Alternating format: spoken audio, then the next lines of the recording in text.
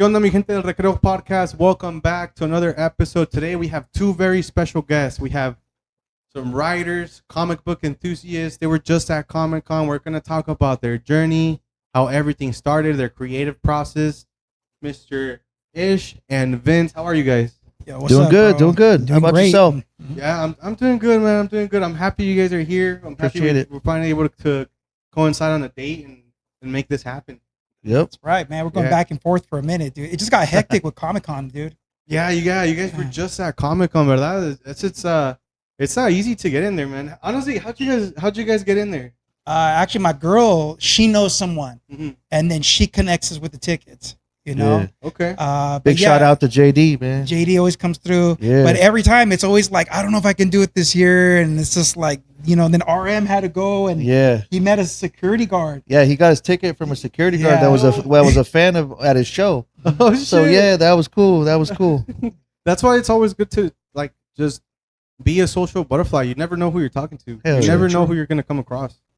Yeah, that's something that my friend taught me. He's like, dude, you gotta talk to everybody, man. Like my friend's he owns his own construction company, and like he's made very good connects like in the most random spots, and like you'll get Yeah. jobs in the most random spots, like at the dump or like, Oh, anywhere. yeah. 'Cause, yeah, he's like, yeah, you just gotta talk to them, be nice to them.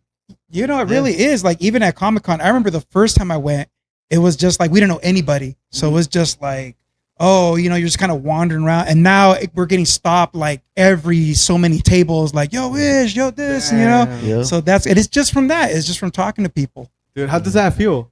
You know what? It's weird. I feel like in a way, there's kind of like a skill jet lag because you're working on stuff and you're not. It's like you're advancing faster than you're even keeping tabs on yourself. And then someone will be like really excited about your work, and it's kind of like you look at someone, you're like, dude, why are they so excited to see us? You know, and then you're like, oh Right. yeah, that's right, we're doing stuff. You know, so Yeah. You kind of, you just meet different people, and I always treat people how they treat me. You know, I see everybody as an equal. You know, like some of these people are high level writers, high level, people in the comic game, but I just see them as equals to us. So I just treat them nice with respect, and they give the respect back. You know. Mhm. Hell yeah, man. But we'll get a little bit more into that right now. Para los que no los conocen, tell everybody about who you guys are, how you guys met, how everything started. You want to take this one off? Or? Well, I'm Vince, Invincible760 on Instagram. I former, I guess, graffiti artist, muralist. I do all the color work for our comic book and for all of our projects, basically. And we storyline 50/50.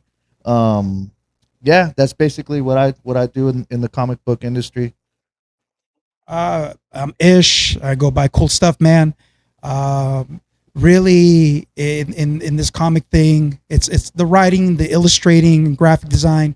I've been into everything nerd culture since I was like really young. You know, I remember back in the 90s, man, you almost had to keep that a secret. You know, which I thought Yeah. was always lame. I hated that. So now it's cool that you can just come out and just be like, yo, you know, I'm Chicano'd out, and I like video games, and I like D&D and all this other stuff. So, you know, you just got to be who you are. Yeah, exactly, man. Like I remember still when I was in middle school, I would have to hide the fact that I was watching anime, that I was listening to punk rock and shit like that. I'm nodding like that. I mean, I'm covering my head like that. I hate that. That's whack, Yeah, man. exactly. It's just like, dude, like what you like. You know what I mean? Yeah, like people just like they judge a little too hard, and I have one of my buddies now that he's all into metal and shit. I'm like, you're a fucking poser, dude. Get the fuck out of here. Yeah. That's all love. Yeah. It's all love. But you know what? I've had people come up to me and tell me, hey, like, I like comics, but I kept it like a secret. But since Triple OG came out, like now it's okay to say I Now like it's okay. comics. We make it okay. Yeah, so I thought that was like the coolest thing ever because I'm like, oh, okay. Like, I love it when people are just themselves, you know? Yeah. Uh-huh. Or How- we get that with reading too. Mhm. Like, oh man, like, I never liked reading until I read Tamale Guy Yeah. or, Core Overdie. Like, we want to bring things to the fans and to the people that are, built by us, built by people that look like us, and talk like us. So, they feel comfortable reading the things that we put out. Yeah, that was just said. Yeah, Yeah. like people that look like us, because like I feel like nosotros como I'm gonna say the word como pochos, being Yeah. born over here. Mhm. Like Yep. we live a double life. That's something Yeah. that I've always said. We live a double life. Like in Mexico, like my wife even tells me, when you go to Mexico, you turn into a different person. Like, Right. that's my me from over there. Dude, Right. it's serious. But you know what? I remember I had this one homie way back in high school, and he told me, you know what? Agree, disagree, but it's just something to think. He says, you know what? We're more Mexican than the Mexicans in Mexico. And I was like, what? How does that even make sense? And he goes, think about it. Like, we represent it in a white world. And he goes, it's easy to be Mexican in Mexico. And I was just like, oh, I'm all like, all right. Like, it just, like, I had to kind of wrap my mind around it, you know? Yeah. I think about it that way too. Because like so many Mexicans in Mexico, they hate their own country. Oh, I'm man. like, bro, you guys live in a beautiful place. Like, just Right. it's full of violence. It can be and corruption, but I feel that shit happens everywhere. You can just Yeah. hide it better here. You know what I will say though, like we're a Chicano team and our work is straight up Chicano, Mhm. but we got a grip of fans across the board. You know what I mean? Like it's Right. I can't say the majority of our fans are even Chicano. Like if I was to, Yeah. I mean, we got like white We fans, get a Asian lot of fans, support a from lot the of black natives. nerds, the black nerd community. black nerd community, a Oh, lot yeah. of native homies. have Yeah, a been- lot of native homies. That's cool, you know, and we're not pandering. We're not like trying to fit in. Nothing. I think they just like it. That first of all, I mean, it's you have the people. Like we're always trying to be like, hey, we love what we do, Mhm. and I think that's what attracts people. And then the second part is, I mean, we bust our behinds to have the best stories, and I can't say like the best artwork. That's subjective, but we do it in the best way possible to Yeah. get our story across. Yeah, and I mean, I feel like as you keep doing it, you guys are gonna keep improving. Mhm. You Right. know, from like if you guys already get putting out so much good work, I think honestly, I think the artwork is great. Oh, cool. I think the artwork is Appreciate great. it. I've skimmed through some Yeah. of your guys' stuff. I'm not gonna like lie to you guys and say, oh, I've read everything. Right. I've gone through everything. No, I haven't, but I would like to read it one of these days. I want to look Yeah. into it and stuff. And but where were you guys friends before doing this project, or how did you guys end up working together? Ish, run them down the story real quick. Yeah, actually, we're co-workers. Oh, Yeah. okay. Yeah, and we work for the school system, and he's one of he's a killer artist, and I was drawing for the kids. I love drawing for kids. You know what I mean? Because I remember when I was little, I used to look up to like the older kids, and I would beg them for artwork. And they'd be Yeah. like, "Get out of here, little kid," Right. And now I'm like, I'm never gonna be like that. So a Yeah. kid asked me, "Can you draw something?" I'd be like, "Boom, boom, boom." And then from there, we started kind of like, "Oh, dude, Yeah. you do this and I do that," And, I said, I think it was like, hey, let's make a T-shirt design, and that was like the first kind of but thing. it didn't but happen. it though. fell through. Yeah. And then I went to some like I think it was like a art market, and this fool was selling his art. Oh yeah. This fool was selling his Yeah, art there, and yeah. I'm like, what are you doing selling art here? He's like, I'm selling art, making money, Mhm. And I was like, well, we should do like a comic book together. Dude, barely making Yeah. money. I was green. Right. I didn't have my like. It's an art form to have a table. That day we spent like the whole day talking. That's He really right, didn't that's sell right. anything because we were just clicked and talking. We were just talking just like we are now, the Uh-huh. whole day. And then I was like, well, at the end of the day, like let's put together like something real quick just so we can like, collab on some shit. And then like from there we did like the 1 or 2 page Tamale Guy, the first sketches. And then he took it to, where did you take it to? It's funny. I had it's supposed to be a 1-page comic, Tamale Guy. I was at Comic-Con Yeah. and I was talking to Fabrice Sapolsky, the co-creator of Spider-Man Noir. And I happened to put the notebook down and it was open to that page. It wasn't on purpose. I wasn't trying to flex it. And he was just like, yo, what's that? And then, I told him, well, I told him a little bit of a pitch. He goes, when's it coming out? And I said, and I'm like, nah, it's just a joke. And he was like, no, you got to do it, He saw potential in it. which is great because now, long story short, this last Comic-Con, I saw him, he was chilling and I stopped him and I went, hey, Fabrice, I go, I don't know if you remember me, but I showed you this Tamale Guy thing and you said it should be real. And he was just kind of like, okay, I think I kind of remember. It was a while back.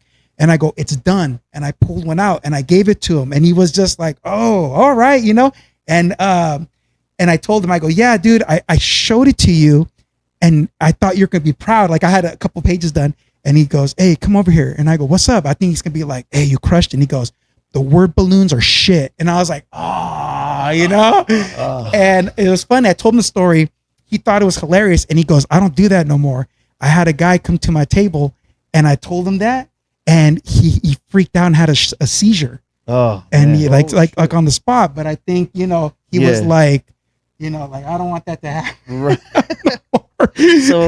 So after Fabrice told him like, hey, you guys have something here. I want to see like a full copy or whatever.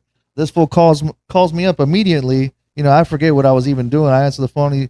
He's all excited, like, hey, I just got chewed out by Fabrice Sapolsky. He said we need to come up with this comic, and we're gonna do this comic, and it's gonna be legendary, and you're gonna see, and we're gonna. I did. I was all grandiose, like, man. I ain't gonna lie, Yeah. So now I was like, okay, let's do it.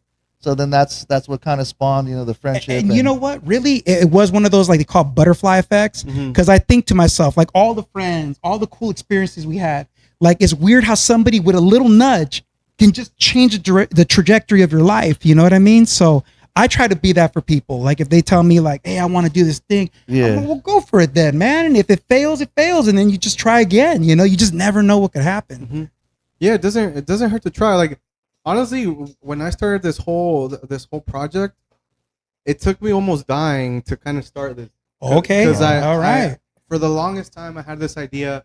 My friend and I that was doing this, Ricky, if he was listening to this, shout out to Ricky. Shout out to Ricky. Him and I, we'd get together, and we would have meetings about, okay, like this is gonna be the logo. This is the equipment we need to buy, and all that kind of like fell through. And then I like a year and a half went by, and my dumbass, I like dove into the pool right here, into the shallow end. Oh shoot! And I almost ended up paralyzed. Like they were like, "You're very lucky to be alive and standing right now." Man. So and then I was like, you know what? I'm gonna fucking die. I'm never gonna try this shit. It's serious. Yeah. So like, I just bought some cheap microphones on Amazon, connected them to my phone, and I was like, okay, I'm gonna get the ball rolling.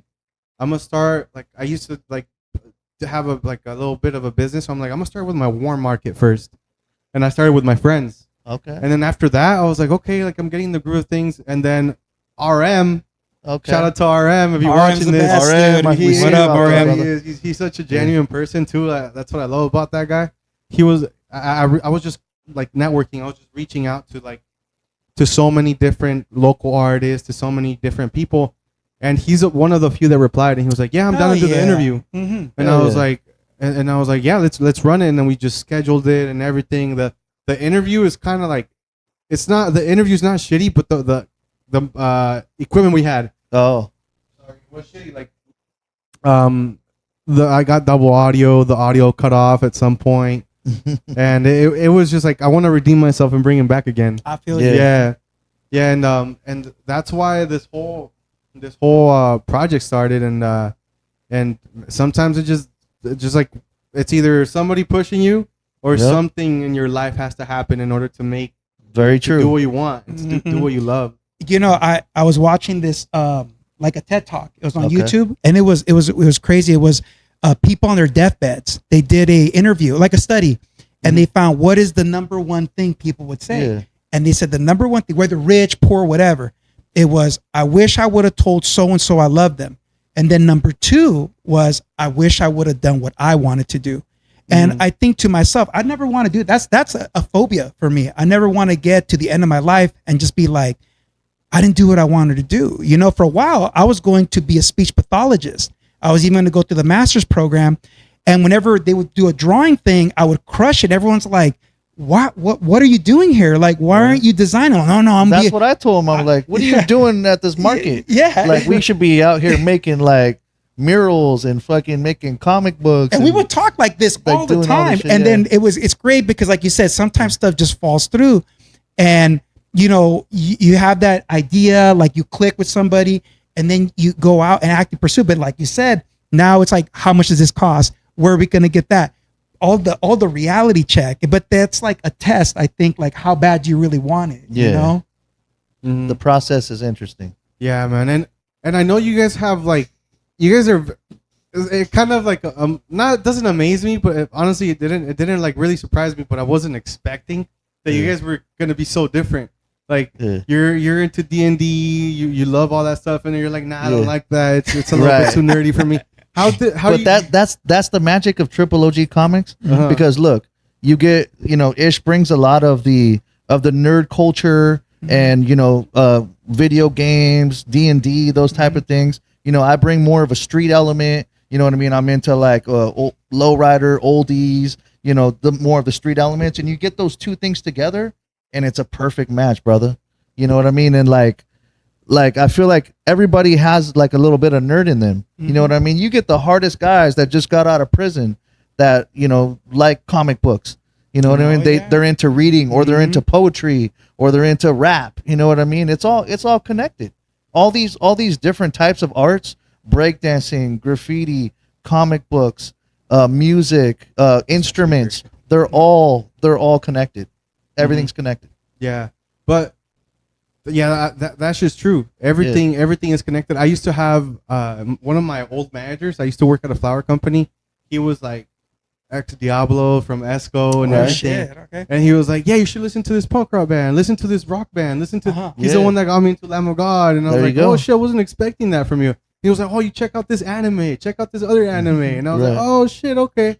And like, you just don't know who's gonna like be into it. Yeah, because it's for everybody, man. See, and that's why I try not to like assume. Like you're talking to somebody. Like you see the outside and you think, oh, this person is that and that. But like when you finally get to know people, they're all into their own thing, you know. Yeah. And especially, I thought it was great being at Comic-Con because we were with my publisher, Oddness Forbidden Futures, and they're like older dudes. They look like the guys from the X-Files, you know, the lone gunmen, and they're cosmic horror heads to the max, Philip K. Dick.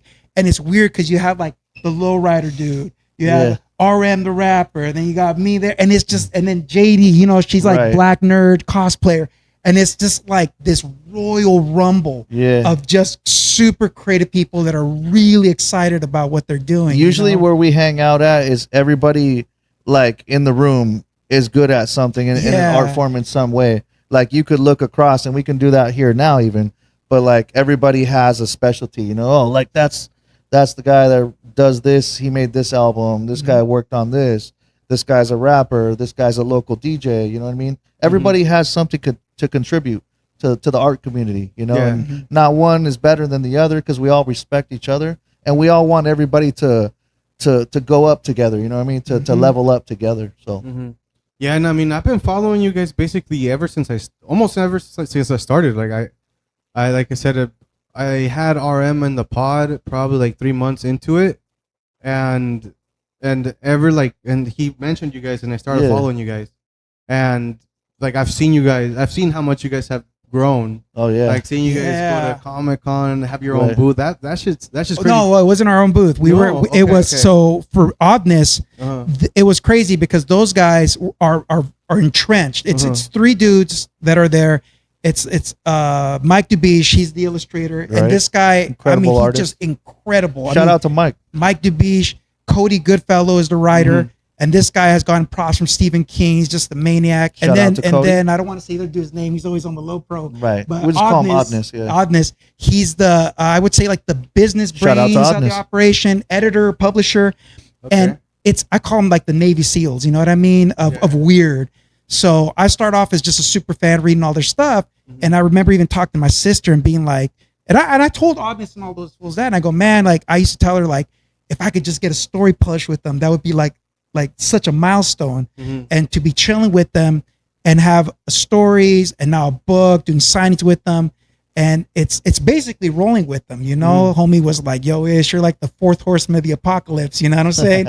That's like, you know, it's they work at such a high caliber that you know you've accomplished something when they give you the nod, and they're just like, okay, cool, like you can roll with us, you know. So it is fun, but I feel at the same time it's like it's fun, but they're not fucking around. You know what I mean? Yeah. And I like that, you know? Yeah, but that just speaks about like, you know, you're doing what you love. You're having fun with it. You know what I'm saying? Like, yeah, that shit.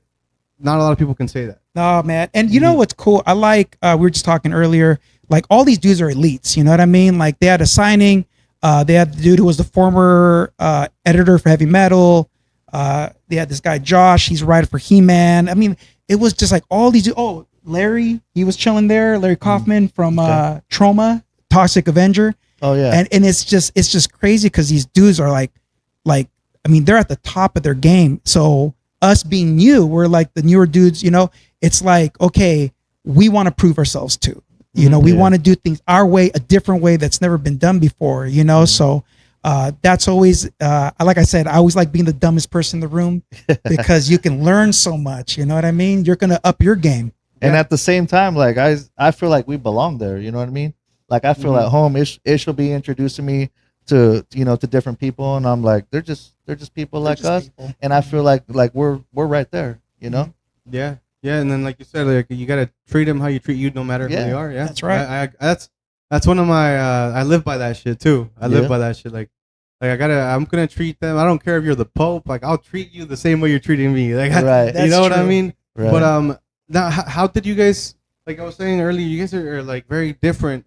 What's your guys' individual story of like falling in love with comics? For me, I mean, God, it goes all the way back to elementary school. And I remember one of my homeboys there, he was a skater dude named Anthony and his brother BJ, and he would have stacks and stacks to the side of his wall, just of comics, man. And this guy would draw so good, and I would he would put a card in the corner and redraw it. And I would go and, tell my parents, like, Mom, Dad, I want some comics. And I'm like, that's a waste of money, And I was always like just wanting it so bad. So since I couldn't get comics, I would draw them. And, it was the comic cards. You would read the back and you get a little bit of the story, and I would make up the story in my head. Okay. So that was a way of me dealing with not having comics, you know what I mean? And then later on, I didn't really get too much in the comics until I got married, and JD was a big comic book nerd. She started taking me to the conventions. I was writing and drawing, and then just people were like, dude, just make a comic, man. Yeah. And for me, it was just, growing up, like riding my bike to the comic shop and, being able to have enough money maybe to purchase one comic, because, we grew up fairly poor. So I didn't have enough money for a lot of comics. And I feel like nobody really did. But, taking that comic book, and I remember I had this one comic book. It was Friday the 13th. And I thought it was so cool. So, I would try and imitate the drawings, and I had an X-Men one, and I would try and draw that. And, as a kid in elementary school, everybody always knew that I was good at drawing. I used to trade drawings for people's lunch items.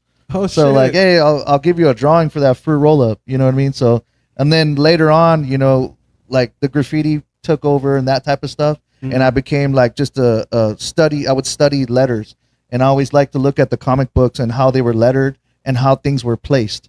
And it was more, after a while, it was more interesting to me and on the layout and the way that things are placed and the lettering and what the visuals of the lettering means. Mm-hmm. So then, lettering is really a big part of my life, Mm-hmm.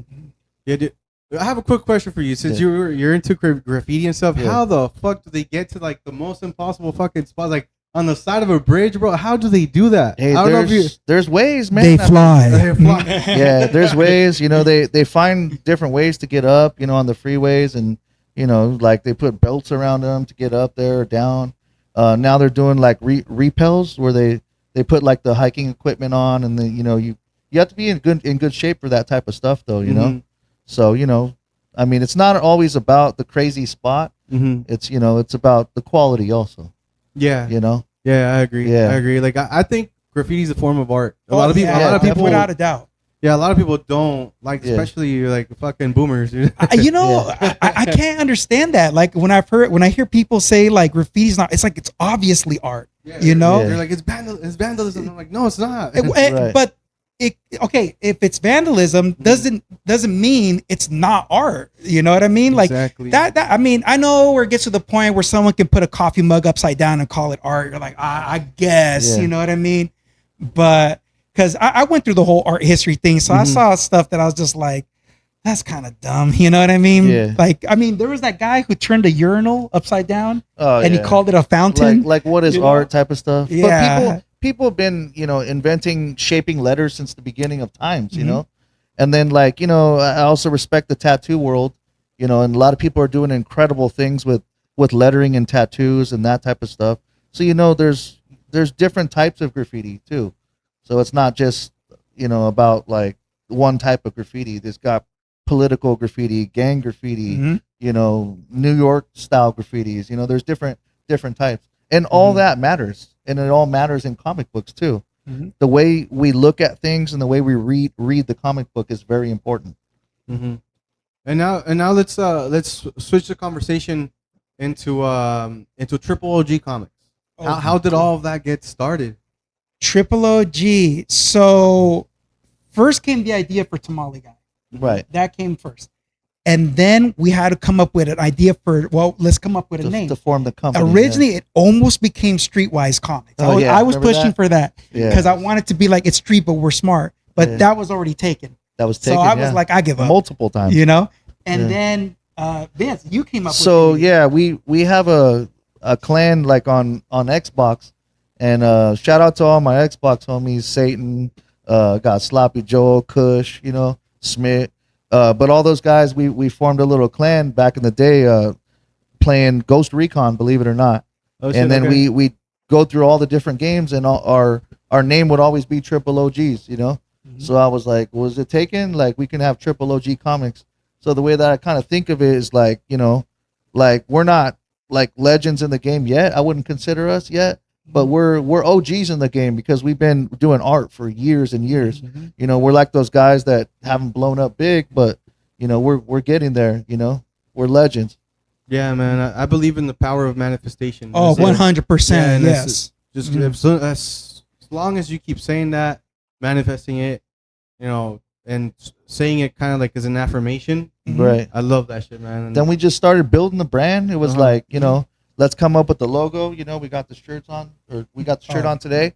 Mhm. And we started talking about how we're going to market the brand, and really we try and build this brand so that people, want to buy it and are interested in it. Mhm. Yeah. And what's something, just to kind of give you guys an example of what I'm gonna ask, like something that people don't realize about like what I do is like how time consuming it is, the commitment and shit. Oh, yeah. What is something that people don't realize about comic book writing and all the artwork and all the work that goes It's- behind the scenes? Man, it's like don't, and I think this goes for anybody who's an entertainer or whatever. Yeah. Like people who are on the inside, like you are, like we can see all the equipment, like what people see on the outside, like through social media and all that. Look, it's artificial in a sense because it's made, it's constructed. You walk behind the camera, and yeah, you have like the boxes filled up with shirts. You have the comic books in the crates. You have like ink cartridges and the printer. Oh man. And then like I mean, it's funny, man. Like to run a company, I would say you have to be like obsessed. Like Mhm. you just have to be obsessed because I had somebody ask me, they're all like, what's your work life balance? And I was just without I even think I said, look, if you want to excel to this level, and I'm not saying we're super high, we still got a Right. long way to go. There is no work life balance. Like this is what we do. This is what I want to do, And sometimes I get like the impression people look like, oh, that's bad. And I go, no, I'm exactly where I want to be, and I want it to increase. Some people, they like the idea of starting something, like in their mind, they go, oh, that sounds so cool. But it's like, even myself, when I first was younger, I thought being a professional artist, you're probably like chilling, drinking, doing the thing. No way, man. There's just so much work that goes into deadlines it. on deadlines on So deadlines. much work that goes into I it. remember when we did Tamale Guy 2, up till 2, 3 in the morning, sending files, like, and you're there's all these things you're micromanaging in your head, and to the point where it affects your health. Like I was even having like I don't know if it was like panic attacks because I was having chest pains at night, and I was like, oh, that's scary because it gets stressful. Like it's all on you. You know what I mean? Yeah, but I collectively, think people don't realize how much work like goes into some, and this goes for anything, Mhm. But right now we're just talking straight comic books. Like in order to make your own comic, you have to really like relearn a lot of things, and from everything from the word balloons to the placements Mhm. to just the scenes, the different types of scenes, what they're gonna say, like the wording, just to the colors, everything. There's so much you can learn. And we had to literally go to the library, check out books, and learn ourselves. And Different luckily, software. we had people along the way. Shout out to who we say, Kid. Kid was a big influence. Kid Comics helped us out. DP we had and Earl. mentors that we can ask questions to. But you can't depend on someone to come and save you. Like they can kind of be like, go that way, because everyone's busy. They're on their grind too. So you got to figure it out yourself. You got to figure out yourself, man. And that's there's a lot of just like, why isn't this working? And then it helps to have degrees in graphic design and art history, like those types of things. But I will say, making comics is probably one of like the harder art forms because, like you said, there's a lot of different disciplines from like storytelling, narration, placement, composition, graphic design. And then the business elements, it does. You kind of got to be like all over the place. You can create something, you can put it out there, but what happens after you create it? Then there's this whole business part of it. And then you got to sell it. And how are you going to sell it? And you know what? It's like crazy. I talked to Vince a couple times. We go to events, and luckily we do well. And I think to myself, what's crazy, man? There's some people out there that work just as hard as we do, harder, and they're walking back home going, "Bro, we didn't even break even." Like that's, but I remember those days when it wasn't happening with me. Yeah. But you just realize you gotta like take those losses. But a good product sells itself. No, I don't believe that at all. He always says that. No way. That. If that was true, we'd put a stack of comics and walk away and there'd be money. Like, no, I don't believe that, man. It sounds cool, but it's like the trick or treat. I don't agree with that at all. No, and then the salesmanship. It's we have a pitch. Oh yeah. We have the boards, and it's funny. It's like when you play basketball with someone, you already know they're going to pass it. Yeah. It's the same thing. Like we'll be like that, and then one of us will step out, and we'll step in. It's almost like a dance. You got to become a salesman too. Yeah. You cannot be shy. So there's a lot of different areas that goes into it. And then the networking, like you're talking about earlier, like that's a whole nother you got to go and talk to people, maybe someone that you really admire and respect. And you can't be all fanboyed out because then they're just not going to respect you, So but the thing is, it's really exciting. It's such a cool subculture to belong to. Yeah, man. And like you said, you can't, like one time I came across my favorite soccer players, right? Oh. Like my team from Leon, we were on the same airplane. Dude, I didn't even know what to say to them. I froze up. I froze up. Uh-huh. So I can't imagine like going up to somebody and like trying to do business with them. Somebody that you've probably looked up to for years. Yeah. And I'd probably be shitting bricks, dude. You know what? I had a dude who came up to me and he was super nervous to talk to me. Like the guy was like almost shaking, like, I just don't want to take too much of your time. And I was just like, so this is what it's like, like, and I was just like, dude, relax. Like, dude, I'm dude just like you are, you know? But it's funny. It's like, it's just people that work really hard they have focus. That's really what it is. Yeah, man. And when that happened to me, all that came out was like, hey, how are you? Can I get a picture? That's all I said. But at least I asked how they're doing, I was nervous to talk to the cast from Aliens. Leaving. I think it's the greatest movie ever made. I said, hey, this guy's favorite movie is Aliens 2, right? Aliens 2. Like, he thinks you guys are so cool, and he's a little bit nervous to come talk to you. Hit him up. And it was they put him right on the spot. The dude who wore he was the warrior alien. Oh, shit. Carl something. And he saw me, and he was just like, oh, really? And I go, yeah, I do. It's the best movie ever made. And he goes, and we shook hands, and I go, I shook hands with a xenomorph, Right. So that was pretty crazy, man. Yeah. Yeah, man. I feel like once you get over that, I mean, like nothing stops you, man. Like once you get over that shyness and that being that nervous with somebody that you really look up to, I mean, you can just talk to anybody at that point. But in a way, like I almost don't want that magic to go away. I like seeing like the gods of whatever, but at the same time, you have to be a professional too. Right. You have to command respect, and then you respect yourself, but I always go into it thinking I'm an elder god. So all right, that's fair enough, dude. Yeah, and like let's talk a little bit about the creative process. Who's the one? Like how does the idea, when the idea is born, how does it come to life? Oh, that's so interesting. That one, you know what? It's evolved so much when we first started. I remember we would stay after work and we were just drawing it like roughly, like thumbnailing Got it. the Mexican candies out. Yeah, it was just so much sugar and caffeine. Writing down ideas. And then it went to that, and then I'm more of a traditional writer, so then I would kind of write a script, and I would bring it back, and then some stuff stays, and then some stuff goes, this just isn't working out. Yeah. And it would kind of clutter up the process. So it starts out as like a storyboard. We draw these preliminary drawings. It's like a storyboard, and they're just rough drawings that basically only me and him could understand. They're just triangles, almost and like circles. stick figures, Yeah. kind of deals. With balloons, so we can tell what's going on, and then we'll get a lot of them together, and then Ish will be like, "Hey, we can't have this many," and we'll do pages. So we know that it has to be like 28 pages or 24 pages, and then we'll X ones that we so don't much need doesn't out. fit. It's You just know? I think the first issue we had like 50 pages. Yeah. And we're all like, dude, we can only fit 24. It was like we had like 200 pages worth of stuff. Just tons of stuff, man. So I mean, some of that stuff will eventually make it into some of the issues, but then you start cutting back. Now we're talking writer stuff. We gotta cut back stuff, right? Yeah. And then it goes into another version where it's kind of like a rough wash with the he'll draw it out roughly. Well, I'll color it just so we can see what it looks like. Yeah, and then after we're happy with that, then comes the drawing process. then he'll go back and ink it. Yeah, it's like a blue line, and you're like, "Yo, this is what I'm thinking for inks," and then you were like, "Ah, it looks good," and then in comes the inks, and and then in issue 2 was a bit different.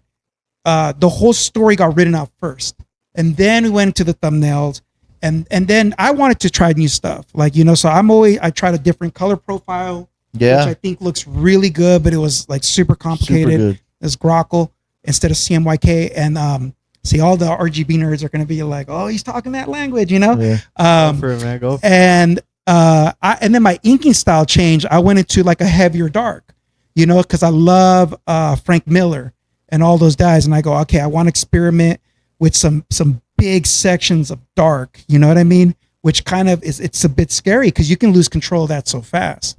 But it worked, so I was really happy about it. Yeah, it just evolved. We get better over time. Like with his inks, you could see all the darks in there, experimental stuff, and it just issue 2 looks, just in my opinion, just looks so much better. And in the colors, you see all the details and all the textures. Every wall in that thing has a texture. Yes. And there's if you look at issue 2 compared to issue 1, you could just see the evolution.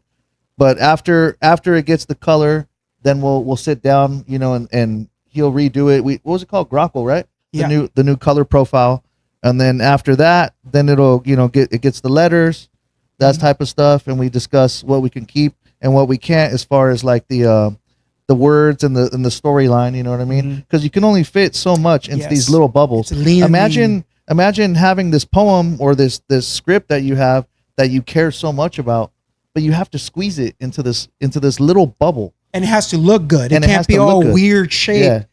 Everything has to be pleasing to the eye. So then we'll go back and forth with each other and be like, hey, well, what do you think about him saying this? Like, and there was a line in issue 1 we would say, "Oh no, pues no, mijo." Yeah. And you got to be careful. You can't like nitpick yourself, because then you'll be stuck on something. You just got to be like, good enough. Let's move on. So there's some parts where you just want to stay and work on them for a long time, but it's like, you got to be like, this needs to get out in time. And I would say issue 2, the story got darker. Like it started psychologically deeper. First issue I think was more fun, and then I would say like it's the first impressions, like, oh, it's so much fun, and then you start seeing the dark side of everyone. And I was wondering, like, how are people going to react to this? Are they going to be like, yo, I don't like this, like, why did it? Yeah. Because I remember even we had some people we showed to earlier, and they're all like, why is Tamale Guy kind of an alcoholic, or why is and it's just like, these are the shadow sides. Or the Santa Muerte. So yes, no spoiler alerts, but there's part Santa Muerte is in there. And some people get scared away by it. They got the wrong idea. So that goes into the fact that we have to do all this research to know about stuff like that. And like, people call you out on it. They'll be like, hey, this didn't happen in that time period, or, like, this isn't true about Santa Muerte, but we put our research in. So everything in that comic book is fully researched. But I think people have been vibing with it. They're along for the ride, and they're all like, okay, what's going to happen next? And then you gotta balance it, because you're like, you don't want it to get too dark to where it gets like depressing. You know what I mean? Right. I like the Chicano classics like Blood In Blood Out. You have like the pain and the joy, and you kind of want to keep that balance, you know? Mm-hmm. Yeah. And then like, hold on, I kind of got lost a little bit. Sorry, man. No, we're you're going good. down the rabbit hole. No, now. it's me, bro. I kind of lost my train of thought there. But what I was gonna talk about how you want the people to the readers to connect with the character. Is that's that's important. Uh-huh. Yeah. You know what? Me personally, my intention is, when you were younger and you were hanging out with your tios and your primos and all that stuff, Mhm. or you met a girl that you really liked, I want you to like get a flashback of that, you know? And Okay. when you read the comic, Yeah. and I want you to empathize with the characters and feel something. And you don't even got to be Chicano. These are like universal emotions, you know? Mhm. But that's my goal. I want to hit people like, and also I want to take people on the beginning. It seems all like, oh, it's Tamale Guy, so friendly. And you start realizing, like, you start going deeper. There's like the hunchback that's wandering the tunnels, and you have There's all like these this weird beast that things, are too. attacking. And I want people to, by the time they realize it, they're like, dude, this comic got weird, you Yeah. know? And they're like, they're in the deal. Welcome to the deep end. You know what I Yeah. mean? That's kind of my thing. And also, we want people to read it and understand that, you know, we're trying to, some of the stories in there are stories that are told by our tios and tias or our grandparents, and we want, you know, the tradition stuff in there and stuff that we don't want to lose. Mhm. You know, and so much stuff is being lost. So many of these art forms are being lost, like sign painting or the guys that shape hats. You know what I mean? All these things that are passed down from generation to generation, and also storytelling.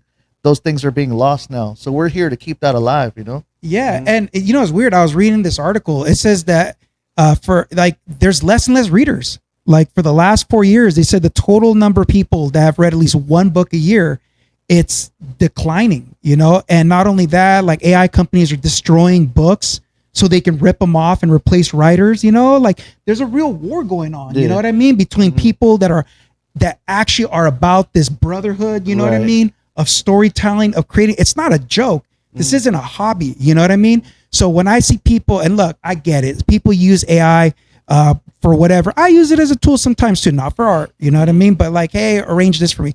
But at the same time, you're just like, no, like there are people that are trying to take our work, take art, and make money off of it, and diminish the people that are actually carrying it forward, because it's a human act. You know what I mean? And if we don't support artists and are active about it, it's going to get to the point where people are just going to be like, dude, why even try? You know? Yeah. But I feel like people connect with our characters too. Like we want them to connect. You know what I mean? Like, for example, like, you know, Tamale Guy or Esperanza. I feel like people connect with them because they see themselves in them, or they see their uncle or their aunt. You know, I always say like Tamale Guy is a combination of, you know, this uncle and this person's dad or whatever. Like in my mind, Dude, we you had know? that lady, remember, at Yeah. Dia de los Muertos? Yeah. And she was like, we're telling her about it. And I go, dude, she looks like Esperanza. Like, you look like Esperanza. And she had the flower, the top. Yeah, and she was so happy to be Dude, like, yeah, it was so cool, man. Or we have people that try and figure out the storyline. You know, they're like, oh, well, Doctor Muerte is Tamale Guy. Oh, I heard that so figured many- it out, and we're like, oh, And you know what? We don't want to say yes or no. yeah, Because I do think that, like, if we answered it, we'd be stealing something from them. so they connect to the Yeah, characters. They, you know, they find a way to connect. What was that movie they did that? Fight Club. Oh, is it Fight Club? They did Fight Club. Remember the dude? He was his friend, and he was in his head. You know. There you go. Damn, I have a very bad memory, bro. I've seen Fight Club. That I've was a seen while Fight Club, ago. Yeah. but I haven't I haven't watched it enough times to like, Yeah. actually like, even with character names, dude. Like I was watching, I was telling you, I was watching anime, and it took me so long to learn the main character's name. I was like, what's his fucking name again? Yeah. Like, I'm very bad with names. Dude, it's like brain fart, man. It's Yeah, real. it You know? happens. Dude, it is, bro. Especially after hitting my fucking head so hard. Oh yeah. At least you got an excuse, man. Sheesh. No, but I agree with you guys. Like, and I feel like especially here in California, being so close to TJ, we have so many street vendors. Oh yeah. And Yes. I feel like that's a huge way that they're gonna connect. Like, for example, I always like always seeing it that'll pass by through here, and Right. I'm like that could, I feel that that's a way that people could connect Mhm. or kind of relate to the character.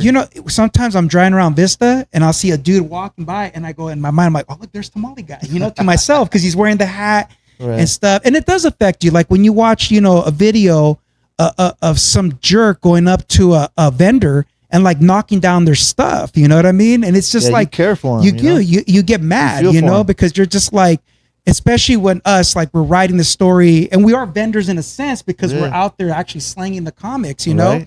and we've had weirdos come up to our table, Yeah. and it's strange because like, you have to be open, but you're out in the street. Like we have this guy come here like freaking out on us because of whatever, and I'm thinking like I'm all like looking at Vince like, yo, dude, like we're gonna have to do what you gotta do. take care of this guy, but I'm like, I don't want the cops to get involved, and I don't want that stigma on us. We're peaceful people. We just want to make stories that entertain you. Mhm. But when you're out there, anyone can come up to you and just start messing with you. Mhm. Street vendors are important though. Street vendors are hell important. Yeah. Yo, hell yeah. But hey, bad or not bad, but quote unquote bad publicity is good publicity. I heard that success due to scandal. Yes. Yeah. Even like if he's tripping out on you, like there are people that are gonna turn their head. Yeah. Like, okay, now I kind of want to check it out. You know what I'm Right. saying? Like, Yeah. I want to see if he's right or if he's wrong. No. Right. Yeah. And like this past Comic-Con, I had some weirdo, Mhm. like, I don't know, beefing with me. I don't even know the guy, going, I'm gonna find you at your signing, and I'm all like, what? What Like, the fuck? the fuck is this? And I'm like, look, I'm not a tough guy. I'm not a gangster, nothing like that. Mhm. But I'm also like, well, then pull up, And the Yeah. dude just like blocked me, But I'm like, it's just like when you're out in the public, anything can happen. So I'm not an instigator. I'm not there trying to find stuff. Don't come beat me up. You're not gonna get any points for that, man. I'm a nerd.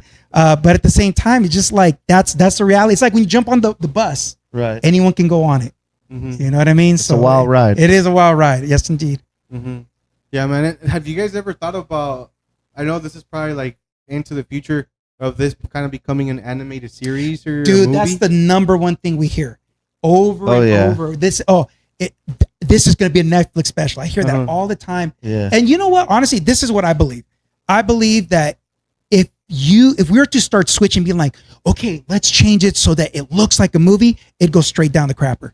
Yeah. We are trying to make a comic book to the best of our ability, and just do that. Just make a comic book. Stay focused. I think once you start thinking about it becoming a movie and all that, it can't be two things. You know what I mean? Even if you read, let's say 300, and then you watch the movie, it's not the same thing. It's a little different. All the Stephen King movies Yeah. and all the Stephen King books, two different mediums. You know what I mean? Like, focus what you're doing on right now. But it's a novella. That's what we always describe it as, right? Okay. We always say, well, the pitch line is, it's your grandma's favorite novella mixed with a little bit of Blood In, Blood Out, La Bamba, and a little bit of Friday the 13th, Blood and Guts. And that's Okay. what you get when you get Tamale Guy. Okay, you get a little bit of everything. Very, Yeah. very like rich and like I feel like culture. Cultured, Mm-hmm. Yeah. very. But then also, like, it's funny as it gets darker, like the violence gets cranked up. Like, we have a lot of young readers. Mhm. And it's funny because we tell the parents, like, it's not really a kid's comic. And they're just like, I don't care, And we're like, okay, but Core Overdie, I would say, it definitely is not for kids, like, at No, all, no. like zero. Like, But then you get people that, like, they just want to buy it and have Tamale Guy. they never open They it. never open it. And they've never read it. I'm like, oh, we love Tamale Guy. Oh, what do you like about it?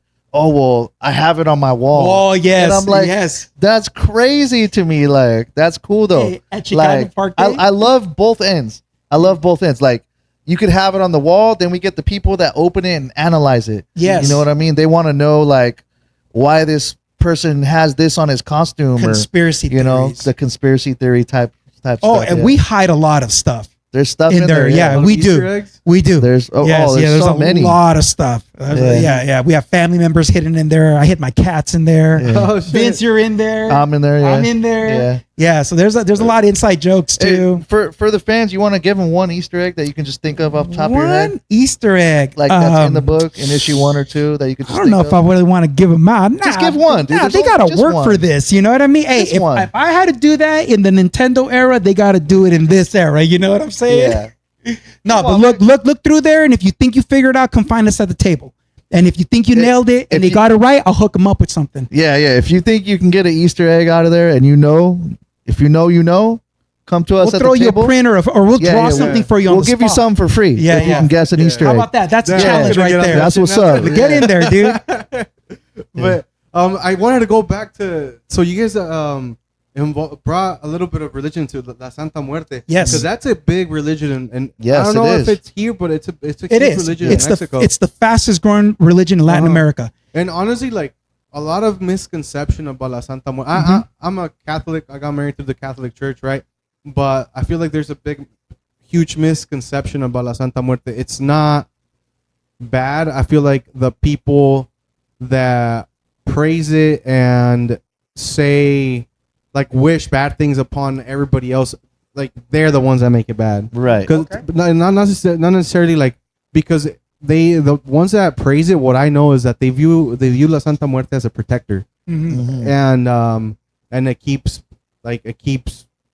the bad away from them and shit like that. Mhm. That's what I have heard. Like, but there are people that, of course, use it for bad. Right.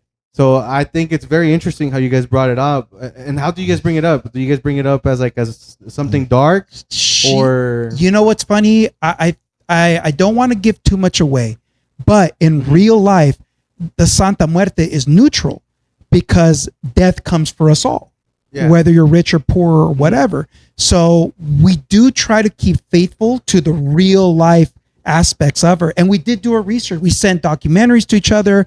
I hit the library for a couple of books. Fascinating. And no, it's not a satanic. That's the first thing I heard. That's the first misconception. That's the Yeah, biggest one. exactly. And the majority of Santa Muerte worshippers are Catholics. They identify as Catholic. and just because we do all this research on this stuff doesn't mean that we worship Santa Muerte either. I've heard people. Like, you know what I mean? Like, I'm not like, I don't worship Santa Muerte, but it's like anything. Like, if you're going to be fully submerged in it, you got to do your research and know Yes. about it before you Yeah. start writing about And it. we've had followers that really, really worship her. Yeah. And they contact us. And we don't try to pretend. We never try to pretend like, oh, yeah, we're this. We're just storytellers. But we have both sides. Mhm. So, like, if you notice, like, in their Tamale Guy uses, like, Virgen de Guadalupe a lot. There's a lot of the Catholic religion in there, too. But then you have, we call it the yin and the yang. Mhm. You have Dr. Muerte. He's the yang, or the other, the yin and the yang, Well, it's funny. It's I'll give a little Easter egg, I There guess you you go. can say. go ahead. It's there's a lot of religion in Tamale Guy. We do our research and all that. I'm an atheist. You know what I mean? So it's funny from my point of view and I raised in the Catholic Church, a Christian church. I want to say atheist, I guess, Right. more like agnostic, spiritual anarchist. Like I think that I kind of like go with whatever, like, okay, I feel energy, whatever. Far out, bro, but Yeah, no, I get you. but no, we do take the research serious, and we try to make it like, if this was really happening, how would it play out? But it's kind of weird, but no one's accused us of blasphemy. No. You know what I mean? That's the interesting part. Nobody. We got accused of a lot of Yeah. stuff, but not anyone saying like, hey, you're capitalizing off religion. Like, I haven't heard that. Maybe because we treat it respectfully. Yeah, with respect. Yeah. I mean, I feel like you just gotta be. You can't be like, if you're gonna bring up like religion, you can't be like, oh, fuck your religion. That other religion sucks. You should switch to ours. You Yeah. can't be like that. You gotta be respectful, being like be inclusive, and have people like connect with it, because, like you said, a lot of people that are probably reading your comic books are Catholic, or they have been Catholic, and that's another way to connect to it. Well, I understand, Mhm. even though I don't belong to official religion. Right. I would say art's my religion. So I understand how it makes me feel. So I go, okay, I understand how it must feel for you. So I'm gonna respect that. Mm-hmm. Yeah, that's what you got to do. You can't. I feel like you can't you can't talk shit about somebody else's religion and stuff. Although there is some Yeah. kooky stuff out there, though. You know what I mean? Like the Weird flying stuff. spaghetti monster. You ever heard of that church? No, yeah, no. there's weird stuff out there. Scientology. I mean, Yeah. it gets so far. All religions are equally crazy. I'll just put it that way, man. Yeah. But if you dig deep into the mind of Dr. Muerte or villain, you'll understand why he worships the Santa Muerte, you know, and why he's sick and twisted. Yeah. But in a way, with every villain, you know, I feel like almost every villain, there's a good guy deep down in there. You know what I mean? Is he a good guy or is he a bad guy? You know, I think it's about like empathy. You know, like you understand the villain. He's not just like twisting his hands, going "Murr." Yeah. You understand where you're like, oh, okay, I can see why he's doing what he's doing. Yeah, and sometimes, fuck, like sometimes I can relate to the villain so much. I'm like, you know what? Kind of don't blame you for doing that shit. You know, That's how I feel all the That's time. That's what we're Yeah. trying to do. Like Yeah. we love like the show Narcos, Mhm. where they will be from the cops' point of view and they're trying to catch bad guys, and they'll switch to the Narcos point of view. They're like, oh, get away, get away. You know what I Yeah. mean? So they got you cheering for both sides. Yeah. Yeah, man. That's how I was with Breaking Bad. Oh hell yeah, yeah, that's right. Well, there's a lot of influence from Breaking Bad. Yes, there too in is. there. Oh shit, really? Yeah, yeah. That's fucking And- sick. Dr. Muerte too, like he's this guy that, you know, is sick and demented, and I don't want to give away why he's that way, but he thinks that he's going around killing people, doing positive things and cleaning up the streets. But then, you know, he's killing people and it's hurting people, you know? So it's really bad, and he's taking these you know, things from people and giving them back to the Santa Muerte so he can actually speak to her. Well, you know, and also like Tamale Guy and Dr. Muerte are like the pivotal characters of the story. And I think what really changed everything for them is pain. And we want to show that how you react to a traumatic event changes everything. And you have two characters that both have this shared pain, but one became a complete psycho and the other one is like a peaceful person, Right. you know, that's trying to find love. And I think that's the same thing with like The pain regular and life. the suffering. The pain and the suffering. R.M. the Pain and the poet. suffering. Yeah, he always tells us about that pain and the suffering.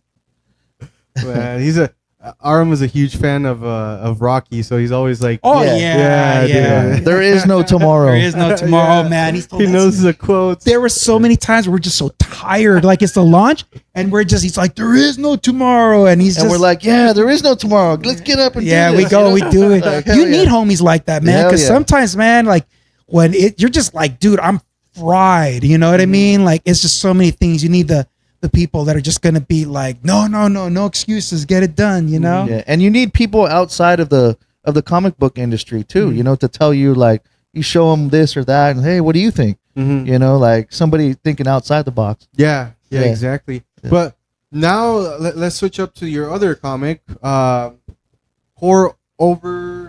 remind me of the name again. Core Overdie. Overdrive, right? I don't know why I wrote Overdrive, bro. I'm so Oh, sorry. that was gonna be the original Wow. That title. was that. Oh Yeah, shit. that's right. Yeah, Yeah. it's a novel. Yeah. Yeah, Okay, yeah, an okay. illustrated novel. And what is that story about? Without saying too much. To keep about it like in a plot, it's a Chicano cyberpunk #1 And- Novel. And what is a novel? And it's funny because we're known for Tamale Guy, and all of a sudden we're like Core Overdie, and people are like, "What's that?"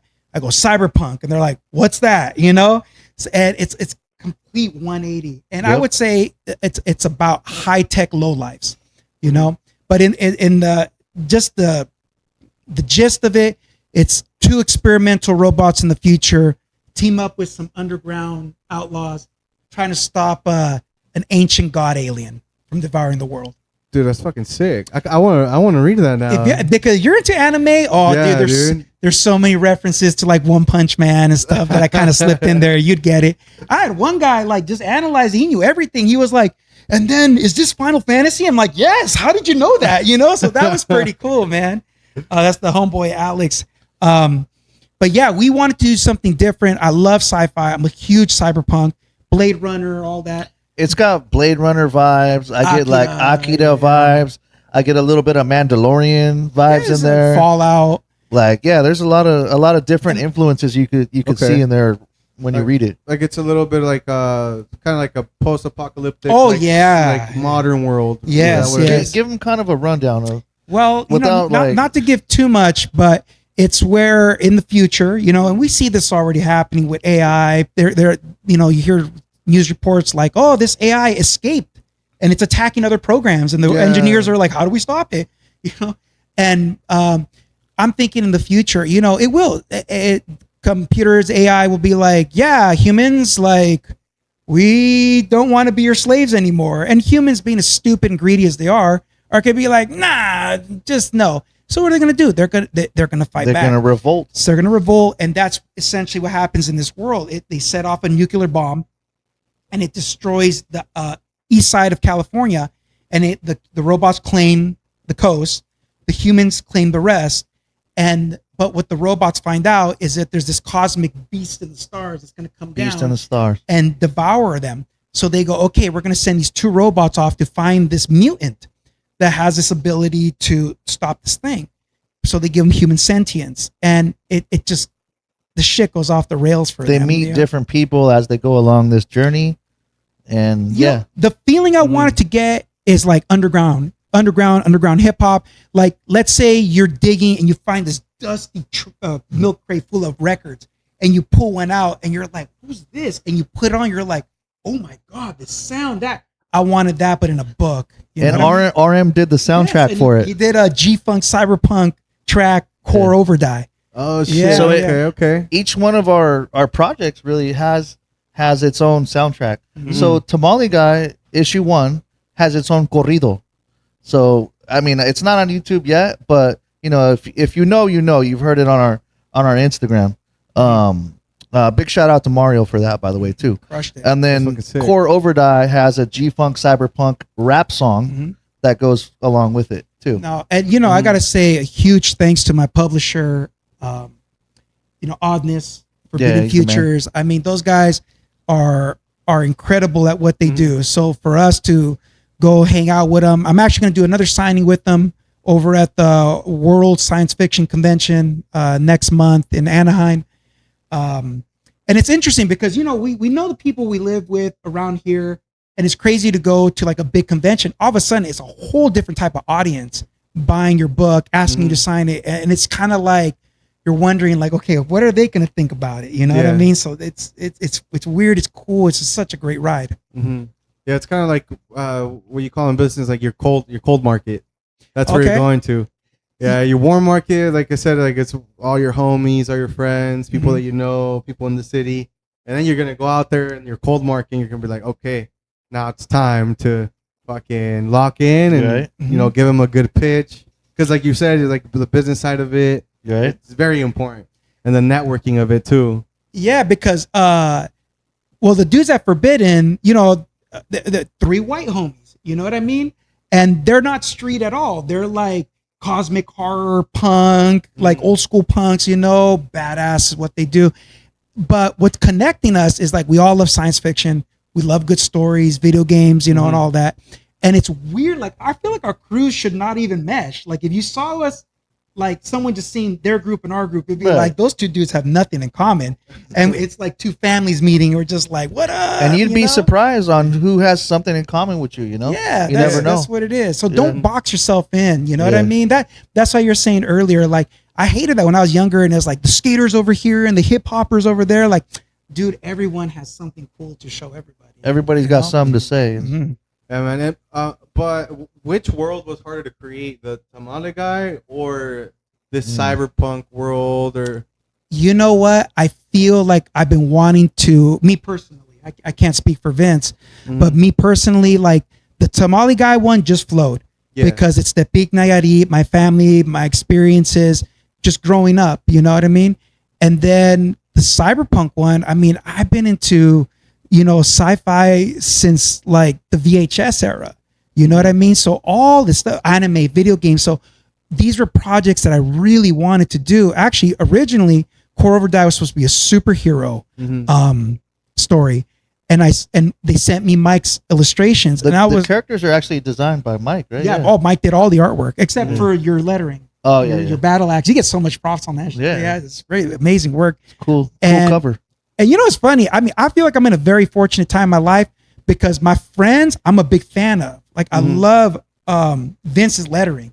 I love Mike's artwork, you know, and I feel just so lucky that, and it's not just people like I'm working with, like these are people that I feel good when I'm around with, you know? So it's like, you know, you got to stop and smell the flowers. People sometime. that you know you can count on. Yeah, you know? straight up. They're like, hey man, I need some lettering. Where? When do you need it by? Mhm. Like, let's do this. You know. Yeah, man. You need good people on, like you're saying. You gotta hop on the bus, but you Yep. also gotta be like, you gotta know who you got on that bus too. Yes. You know, Yeah. so I would say Yeah. we are, it's funny, like we are super picky. Mhm. Like we don't gatekeep. Like someone wants Yeah. to do something, hey, go for it. But with us, like you do got to be good at whatever you're doing. You know, I would say that. Like unless you're an old friend that you've been like grandfathered in, like you better be like, because I don't know, man. It's getting I don't know if it's maybe just a way you're just getting older Mhm. and there's less time. Everyone has to be connected in some way. You know what I mean? I mean, that's just, I feel like my reality. Yeah. If you look at our circle, everybody's like top notch at what they do. You know. Mhm. Yeah. You gotta surround yourself with the right people. Yeah. I feel like, and that's why you gotta pick and choose sometimes. Like not to be fucked up. Like, hey, you know, you're not gonna be in our group, you know. But you gotta know what they bring onto the table. You know, but I You know what I encourage people. Like Yeah, I've had people show me drawings, Mhm. and I'm not gonna be like, "Hey, the word balloons are shit," you know, like Fabrice. You're not gonna tell them straight up? Fabrice is cool. Yeah. But I tell them like, you know, and then I mean, some people you don't know what their goal is. Mhm. They could be like, "This was my goal. I'm happy," but I don't know. Maybe it's because I like the Ryu mentality. You know, when he wins a fight, he's all like, "I'm still not good enough." You know, Right. like that's the way I have it. Mhm. And maybe it's a character flaw in some way, but I'm always like, okay, how could I have done this better? Like it's just, I give it the warrior mentality, and Ish knows like every time we go into something, I'm always like, it's a competition. You know what's funny? And I'm Yeah, not very every time. We were signing. so competitive. We were signing books, right? Yeah. And Vince and RM, they're walking around. It's just me. And the first books were I was inking them. They were like, all right. And then Vince stopped by and he's all like, dude, like crush that a little harder, blah, blah, Yeah, blah. I'm And like- by the end, you could see the books getting progressively blasted Yeah. harder and harder. And So by like the third or fourth book that Yeah. we signed, it was like, And I told him this that- the drawings looks. I was like, really look, good. this is where I started. This is when Vince showed up. Yeah. And you know what? I would He say knew he had to up his game. We- I'm like, what is this, dude? Like, come on. all of You're us, better than man, that. we you know what? I think everybody in our Yeah. circle is always pushing each other Yeah. to do better, take chances, evolve, grow, you know, like, and I'm always sending videos to these guys like Yeah. Jim Rohn, you know, and he's Motivational stuff, Yeah, you know? and dude, those books work. Don't let Yeah. people BS you. Like, But I'm always competitive when we go into something or an event or whatever it is. I call it Ish. I'm like, Ish, we're gonna do this, and these people are gonna be here. Like, I need you to sharpen your sword up. yeah, dog. he does say that. We Like, do have those and he's talks. like, dude, it's not a competition. This and that. I'm like, nah, bro. Like, it is a competition. And then we get to the event and we're like, hey, what's up, man? How you doing? Yeah, Like, we're not you know what I mean? dicks, dude, you know? it really isn't. But I'm just, you know, I got to keep him on his toes. Yeah. And and likewise, he'll call me and motivate me, like, hey, man, we need to start doing this. Or Yes, no, it we is. We need to get this done by this time. Yeah, And I'm like, yeah. Ish, like, realistically, we're not going to finish this by this time. And he's like, we can.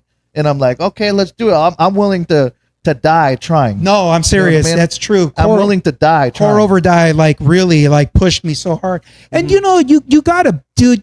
You know, we're still human beings, man. Like I'll even tell Vince if I feel like I went over the line, I'll apologize and I'll be like, dude, I'm sorry. I feel like a dick. You know, because like at the end of the day, like we're you know, this is my We're best all homie friends, right here. You know, we created this thing. Like you just got to make sure everyone around you is Some of motivated, those happy, and group driven. chats are crazy though. Some of them is, but there is manipulating. Like sometimes you think like, I want to get this dude fired up, and I'll be like, Yeah. all right, this is gonna happen with us you and know? all. You know, you got all the homies, including RM in the group chat. Oh He- my he, God. He knows how to rile that everybody up too. You That know what I guy mean? pushes buttons like a mother. He You does. know what I mean? That's what I love about him, though. You know what I mean? Like he's not afraid to say Oh, no. what he wants to say, and he won't hold it back for anybody. Like, remember- and he'll tell you straight Yeah. up. He'll be like, "Hey, if we do this thing, like I'm not gonna hold back by saying this, and that." I'm like, "All right, I agree," because you know, once you're my homie, and I always say this. I was telling this to Oddness too. I'm like, once you're my homie and you're in good, you know, like you're my homie, and I'll support anything that you do. Even if you're wrong, I'm still gonna ride with you. You know what I mean? And that even I remember RM. What I love about RM, like that guy, like does not give a fuck. You know, like we were walking and they had the Goku setup and they had the sand blast. Remember? Oh yeah. And he goes, "Oh, word here, start recording me." And he goes in front of it, right, or behind it, and it's up here. And he goes, like, dude, and everyone's like, "What the?" And then they're like, "Oh my god, he's full committing." Yeah. And he's like, Once they figured out what he was it doing. went on for a minute, Oh, dude. man. And then he goes, "Hey, that was cool, huh?" And I'm all like, "Yes, it was." You know, Yeah. because you know what? Like, you need those fools that are like, dude, they're just like shatter the ice. You know what I mean? Yeah, that interview with Kermit was crazy too. Oh my god, yeah. Did you see that? What up, Kermit? Yeah. Yeah, honestly, the Right. F this, F that. And this is just at Comic-Con. Like everywhere we go, like all of us, we just clown around so much. It makes it so fun. Hey, but what's crazy though is RM is like the biggest Star Wars dude ever, right? So he'll show up and be like, "Hey man, what's up, man? Fuck this, fuck that," and people are kind of intimidated by him. But then he'll be like, "Man, the young Padawan doesn't make any sense," because and he'll start breaking it down, and then the other nerds will be like, "Oh my god, he's one of us," you know? They'll shake hands with him too. Yeah, and they'll be like, "Respect, like you ready?" "Oh hell yeah, man! He's a real." Oh, he's like, "Fuck Disney." He always says Yeah, that. He hates Disney. You know what I mean? So They ruined Star Wars for him. They're he said. just buying everything. Dude. Yeah, they ruined Star Wars, man. Now they're doing more AI stuff. It's Right, like, yeah. dude, come on, no more, dude. You know, like, But, no, go ahead. Sorry. nah, human art. You know, support humans. You know, Yeah, I agree. I mean, I'm guilty of using AI. I use AI we all the to an time. extent. You As a know, tool. As a Yeah. tool, Not for artwork. be responsible with. Once it starts creating the shit for you, that's when you know you've strayed. No from more the AI path. flyers, bro. Yeah. Yeah, hire. You know what? I would rather see like refrigerator magnets and crayons. I'm not even kidding, dude. Oh, like the man. punks back in the 80s, Oh, there was Xerox stuff, you know? I would rather see that. We just saw at Comic-Con the guy who had the first hip hop comic book. Oh, yeah. Yeah, Rappin' Max wrote the robot, and it started because of old flyers for these jams or these things they used to have out in the park, where they put out a flyer. Cool Herc is going to be here on Saturday. Come out, and they're just real quick drawings of somebody or a robot or whatever, and that's how it should be. You know what? And I understand. Originality. It is Original. expensive, hire an artist, but barter. You know what I mean? Like, for instance, the Core Overdrive song, we made a deal. So I know, man, making a song, RM had the sound and all this. I'm like, oh my God, it's so complicated.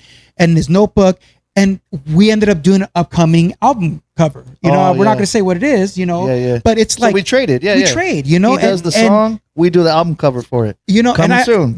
Look out for that. And everybody's coming up, and now we got to do something. We're a part of that, and we're cross promoting, So I would say before you jump into an AI flyer, see if you can work out a deal somehow. I guarantee you an artist will be like, okay, I really I want to be on your podcast, or I really want that clay dildo you made or whatever.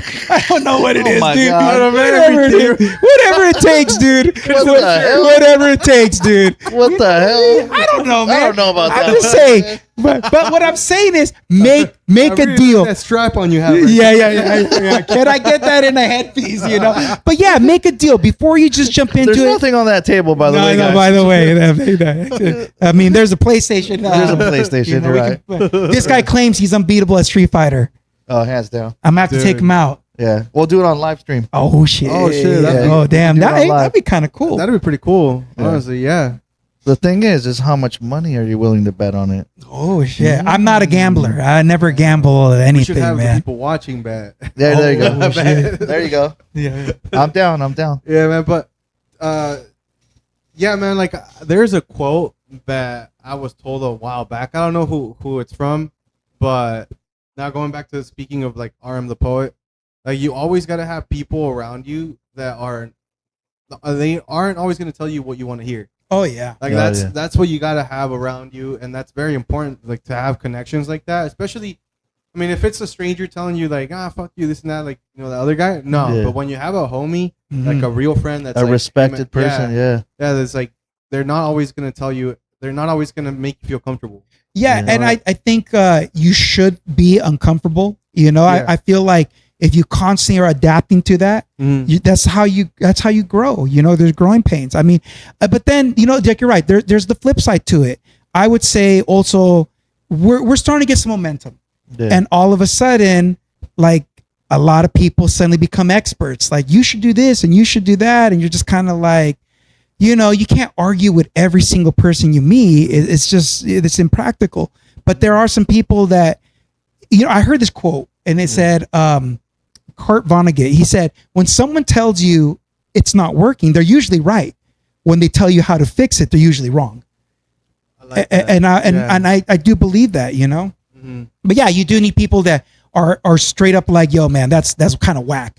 You know what I mean? And it does. It battle hardens you. You know what I mean? And we give advice to a lot of people too. Like, you know, I mean, we always say, don't feel, you know, scared to talk to us about something. Like, if we can help you, we'll definitely help you. And we're not saying like our advice is always the right thing to do. It's just what works for us. That's right. You know what I mean? Yeah, and what works for you guys may not work for somebody else. That's right. true. So that's why, like, I think that quote is perfect because, you know, if they're trying to correct the way you're working, it's just like, maybe what you're telling me is not gonna work for and me, you know? gotta go with your gut instinct. Yeah. You know what I mean? I'm a big believer in that. Yeah, I agree with that. Always go with your gut. But tell me a little bit of let's go back to the beginning of the episode, how we were talking about Comic-Con. Do you guys remember your first Comic-Con experience, like, as like comic creators? As comic creator, I think this one was the first super relevant one as creators. Okay. Because in that one, and there, you know, it's funny, there's so many things in the work right now that we can't reveal names. Right. But we are talking to this artist that we highly respect, and this guy's worked on Marvel movies and everything. Okay. And we're talking about him doing a variant cover, which a few years ago seemed like in outer space, and now it's like, I think it's gonna happen. There's this rapper that we might be getting in. This guy's legendary in the game, and he might be a character. Again, can't talk about it because, you know, it's not locked in yet. I know who it is. Off camera. But in this one, I would say this one, I actually had the picture. You know, they got me, my face. You know, you took the photograph. Right. Back when we first started, it was the black and white one. Remember, we're doing photo shoots for the Kickstarter. Yeah. You know, I always take the best pics. He's pretty good. He's real kick ass. Yeah.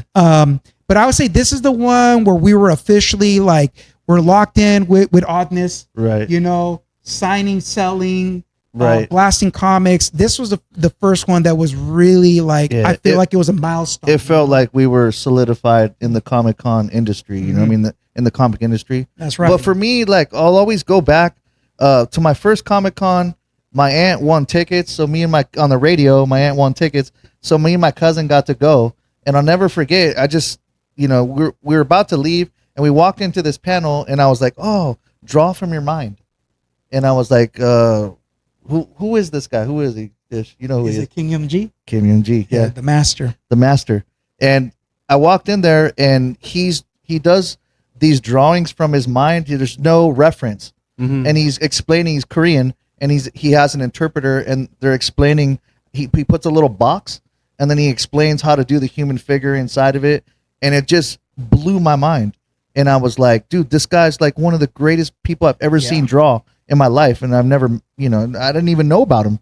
So when I met Ish, he was like, hey man, I gotta tell you about this artist, Jeff Darrow. And I'm like, dude, this guy's sick. And I'm like, I gotta tell you about this artist. Yeah. And then I passed it on to him, and he's like, dude, this guy's sick. And then they were both connected through Mobius. Yeah, and they're like, so then, you know, there's even a higher level artist than that. So, you know, it sparked a big, you know, light bulb for my first Comic-Con. And then, you know, meeting Ish after that, you know, and going to Comic-Con and experiencing these things with him. You know, we got to go to a Super Ronnie panel together. Oh, that was honoring Kim Young-G's passing. Yeah, so he ended up passing away a couple years ago, right? Yeah, What is it, 2 or 3 years And it now? was shocking because he was barely like 50. Yeah. And he was like, he looked like an in shape guy. Yeah. And he was he had a heart failure at an airport. Korean artist, one of the greatest illustrators of all time possibly, with the inks. You know what I mean? This guy can draw anything from his mind without any reference, and it looks sick, dude, perfect. And you know what? He seemed like he had a lot. You can tell his friends loved him. You know, when we went to the panel, everybody was just shattered. And it's like, it wasn't just like, oh, we lost a good artist. They were like, dude, that guy was just a really good person, you know? Like people that looked up to him were probably just like in disbelief because you said he was a healthy guy and everything. Yeah. He looked in decent shape, but yeah, you just never know. You never know. And then that's why you got to go for things. There's no guarantees, man. And, you know, they said something at that panel. The guy goes, oh, we get a lot of people asking, like, can I join Super Ani? And he goes, no, go start your own Super Ani, you know? And they have a crew called Super Ani. Yeah. It has like all the high level artists from their area, you know, and that's where like, you know, Triple OG Comics is, you know? Yeah. And we're like, dude, you just got to go for it. You know what I mean? Like, you know, you got to be a little bit arrogant sometimes.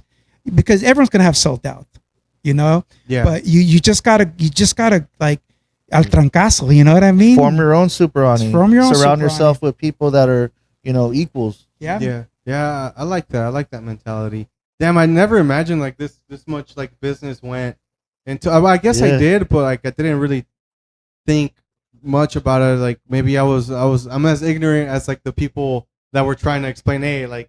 This much commitment goes into it. This much commitment goes into that. Yep. I never thought about it like that, and like you guys are really educating me. The pain and the suffering. Pain and the suffering. It's real. You will go through some pain and suffering for whatever art form you. I would say when you take any art form, in the beginning it's fun. You know what I mean? And it gets to a point where it rises and it stops being fun and it's a lot of pain. Remember that last mural that I painted? Dude, I went through it, bro. You know what's funny? I go to all his big mural things, you know, and I'm just offering support. Like that looks sick. Shout out to Artist Alley in Oceanside. Yeah, this guy looks Creative just Collective. like destroyed at the end of a mural, like a refugee. I did you know, like probably 10-12 hours of work in like 5, and it's just like crazy. My knees were hurting at the end of the day. It was crazy. It was crazy. He saw it from start to finish, and he was like, he came at the end, he was like, damn, you know, he was like Mike Giant, he said, that's a lot of work. Have you thought about time-lapsing that stuff? Yeah. When I go, I just go like get it done, you know what I mean?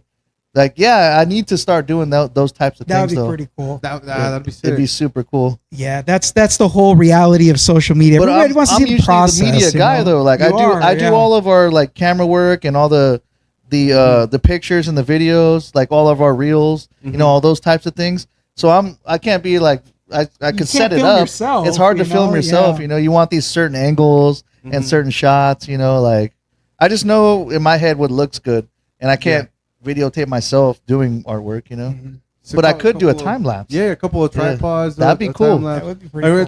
The thing about social media and creating all those reels, it's free marketing. It is. Yes. And you know what? It gets on my nerves when people start complaining like, oh, now as an artist, you have to be a social media expert. I go, bro, you've always had to promote. Yeah. You know, even Arnold, I like Arnold. I read all his books, and he was one of the first movie stars that was like, you know what? I'm going to go promote my movie, because a lot of actors were like, oh, no, that's below me. I'm an actor, so that's dumb. And I'm like, dude, you've always had to promote. And now you have social media. You can do it for free, essentially. You know? Yeah. I mean, if you ever want to know what it's like to be at Comic-Con, just look at our reel and you'll see it. Like, it's basically a day in the life with us, you know? I want people to look at our reels and get a feeling like they were there. You know what I mean? That's why we do it. Or they can watch the interview with Kermit the Frog and you can watch Kermit the Frog interview, those type of things, right? Well, I was at a panel with Jaime, was it Hernandez? The guy did Love and Rockets, and they put up an old picture of him in the 80s, and he was with R. Crumb and all these guys, and he kind of looked back in like kind of nostalgically, like when I was a young man, and I'm thinking like, you know, one day, God willing, like we'll be old, and I want to look back on these reels and be like, that was us when we were like, you started Triple OG, and I want to be like, you know, I'm happy with my life, like I did something with people that I care about, and we made something that affected people in a positive way. Yeah, man. Yeah, I agree with you. We got something to show for it, you know? Yeah, and then also you got to keep in mind like the stuff that you put up out there online, and hence why I kind of upgraded my stuff. It's permanent, so that's another it's gotta be like good, they're decent quality. Oh, and yeah, stuff. Dude, ownership is so important. Like Yep. upgrading your stuff. I remember when I first started investing in equipment, I was like, oh my God, this is so expensive. But yes, it does take you to the next level. Yeah. Mhm. And all the Yeah. stuff we do use, like top notch quality, everything, you know? Everything. Yeah, I Everything see down, even, to what we work on, make the comics on, our clothing, it. Mhm. when you get Triple OG, you're going to get quality. Yeah. Everything quality. Mhm. But speaking of Comic Con, other than the arm, the plug, fucking going Super Saiyan 3 right there, what's the funniest shit that you guys have seen? Because I know a lot of shit Oh my happens there. God, there's But like, you guys gotta. you know what? It's like an avalanche of just everyone like laughing. What, dude? I would say the funniest thing, yeah, the Super Saiyan was hilarious. Kermit the Frog. It's you know what, man? It's hard to pin down like a specific moment. Like, yeah, the RM thing.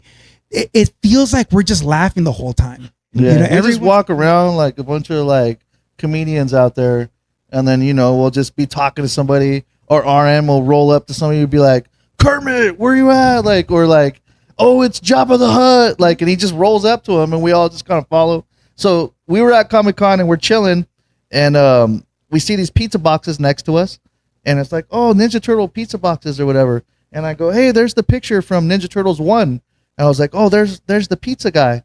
And then RM's like, oh, yeah, Ernie Reyes. And then the guy walks right up behind us and he goes, what's up, guys? And it's him. And then he's like, no shit, Ernie Reyes? And we're like, yeah, that's him. We were so stoked. And then, RM got to talking to him, and he explained that he just did a show with Lefty Gunplay and this and that, and, whoop-de-woo.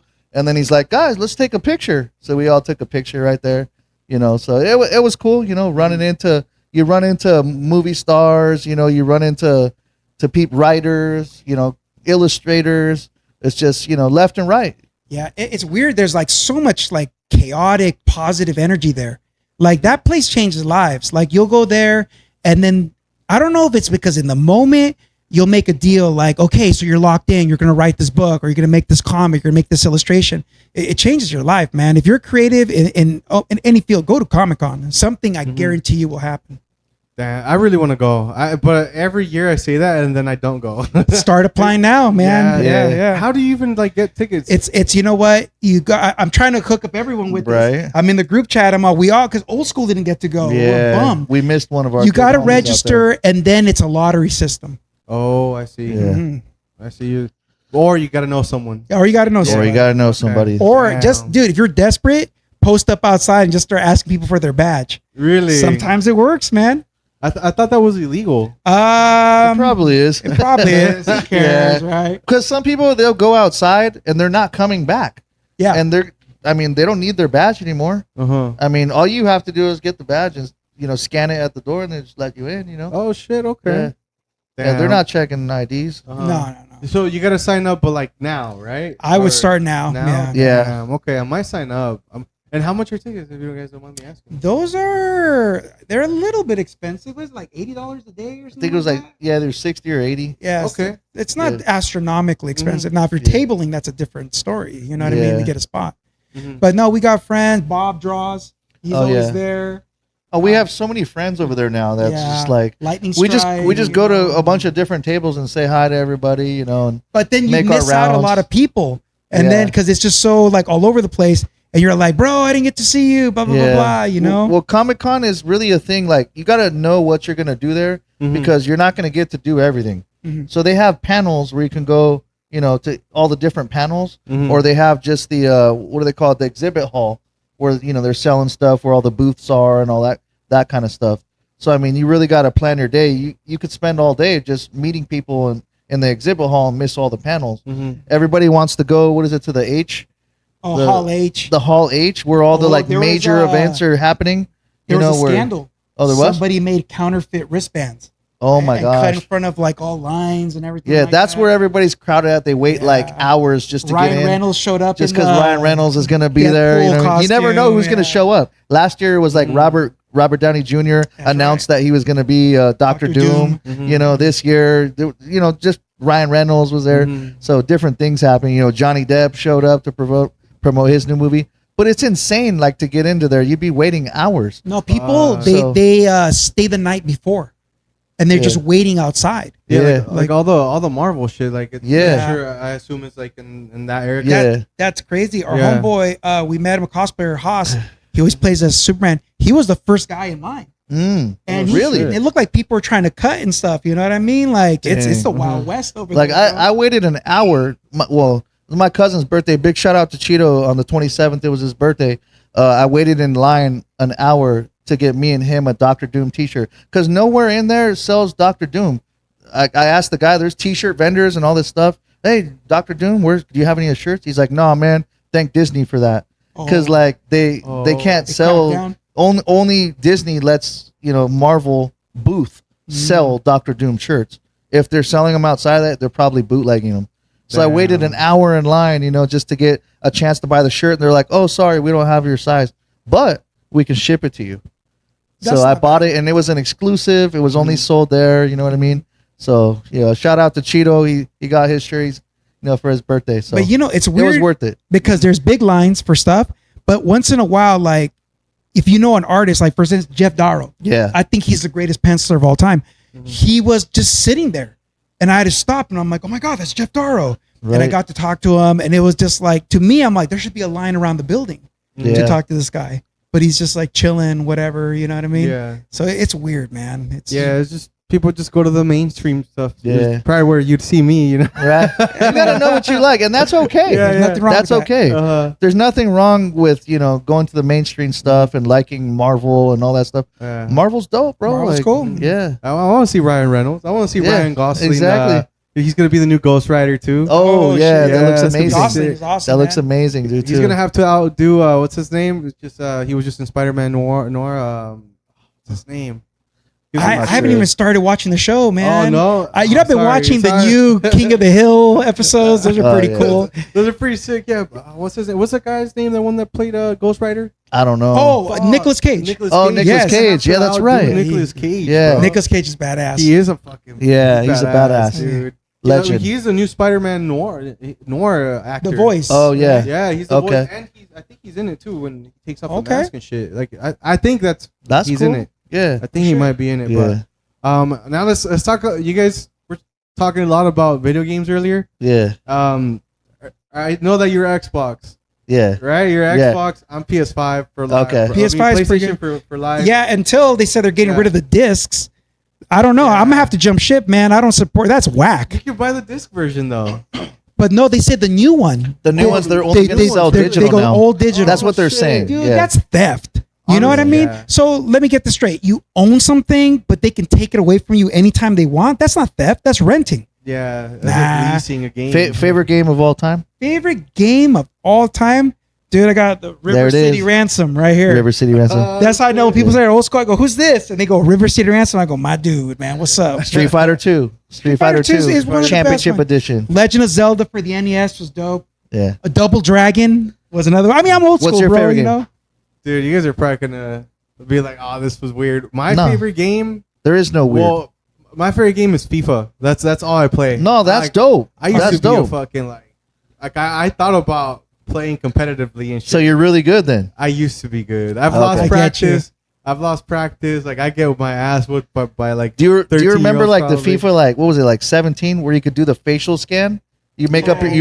I think it was 17. Yeah, if you were 17. 16 or 17 maybe. Mhm. You could like make up your own, take the picture with the camera, Yeah. and then it like you make your own player and you upload it and it I remember having my own guy and he was me like on the games. It was cool and we play What? like online against people. yeah. FIFA's dope, dude. FIFA's sick. It's the FIFA All the different kits, you know. pro clubs. Yeah. That's what Yeah, it's called. dude. But my shit was Ultimate Team on there. I'd Oh, play, okay. Ultimate Team. Like basically, you get Yeah. to create your own team from different like players in different teams. It's like an all-star team, but you have to Yeah. like pay for it, don't you? yeah. no? You It's gotta like earn your Madden. points. Yeah. Ultimate Madden, they have the same thing kind of. Yeah.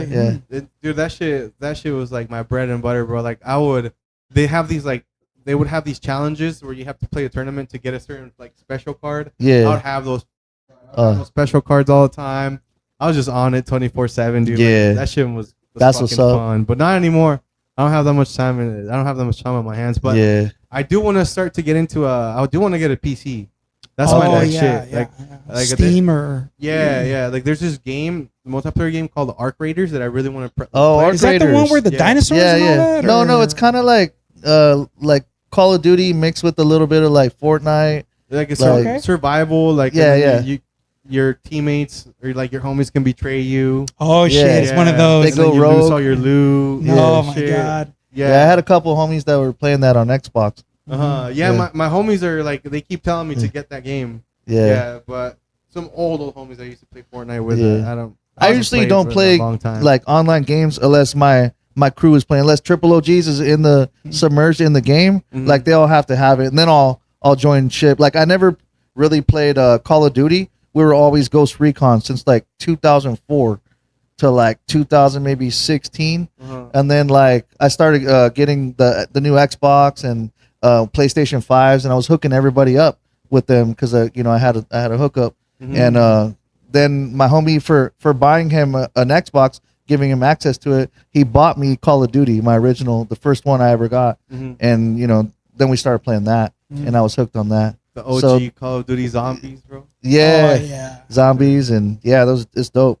So yeah, I only played usually those two games now, Call of Duty. Right now, it's only Call of Duty and Rocket League.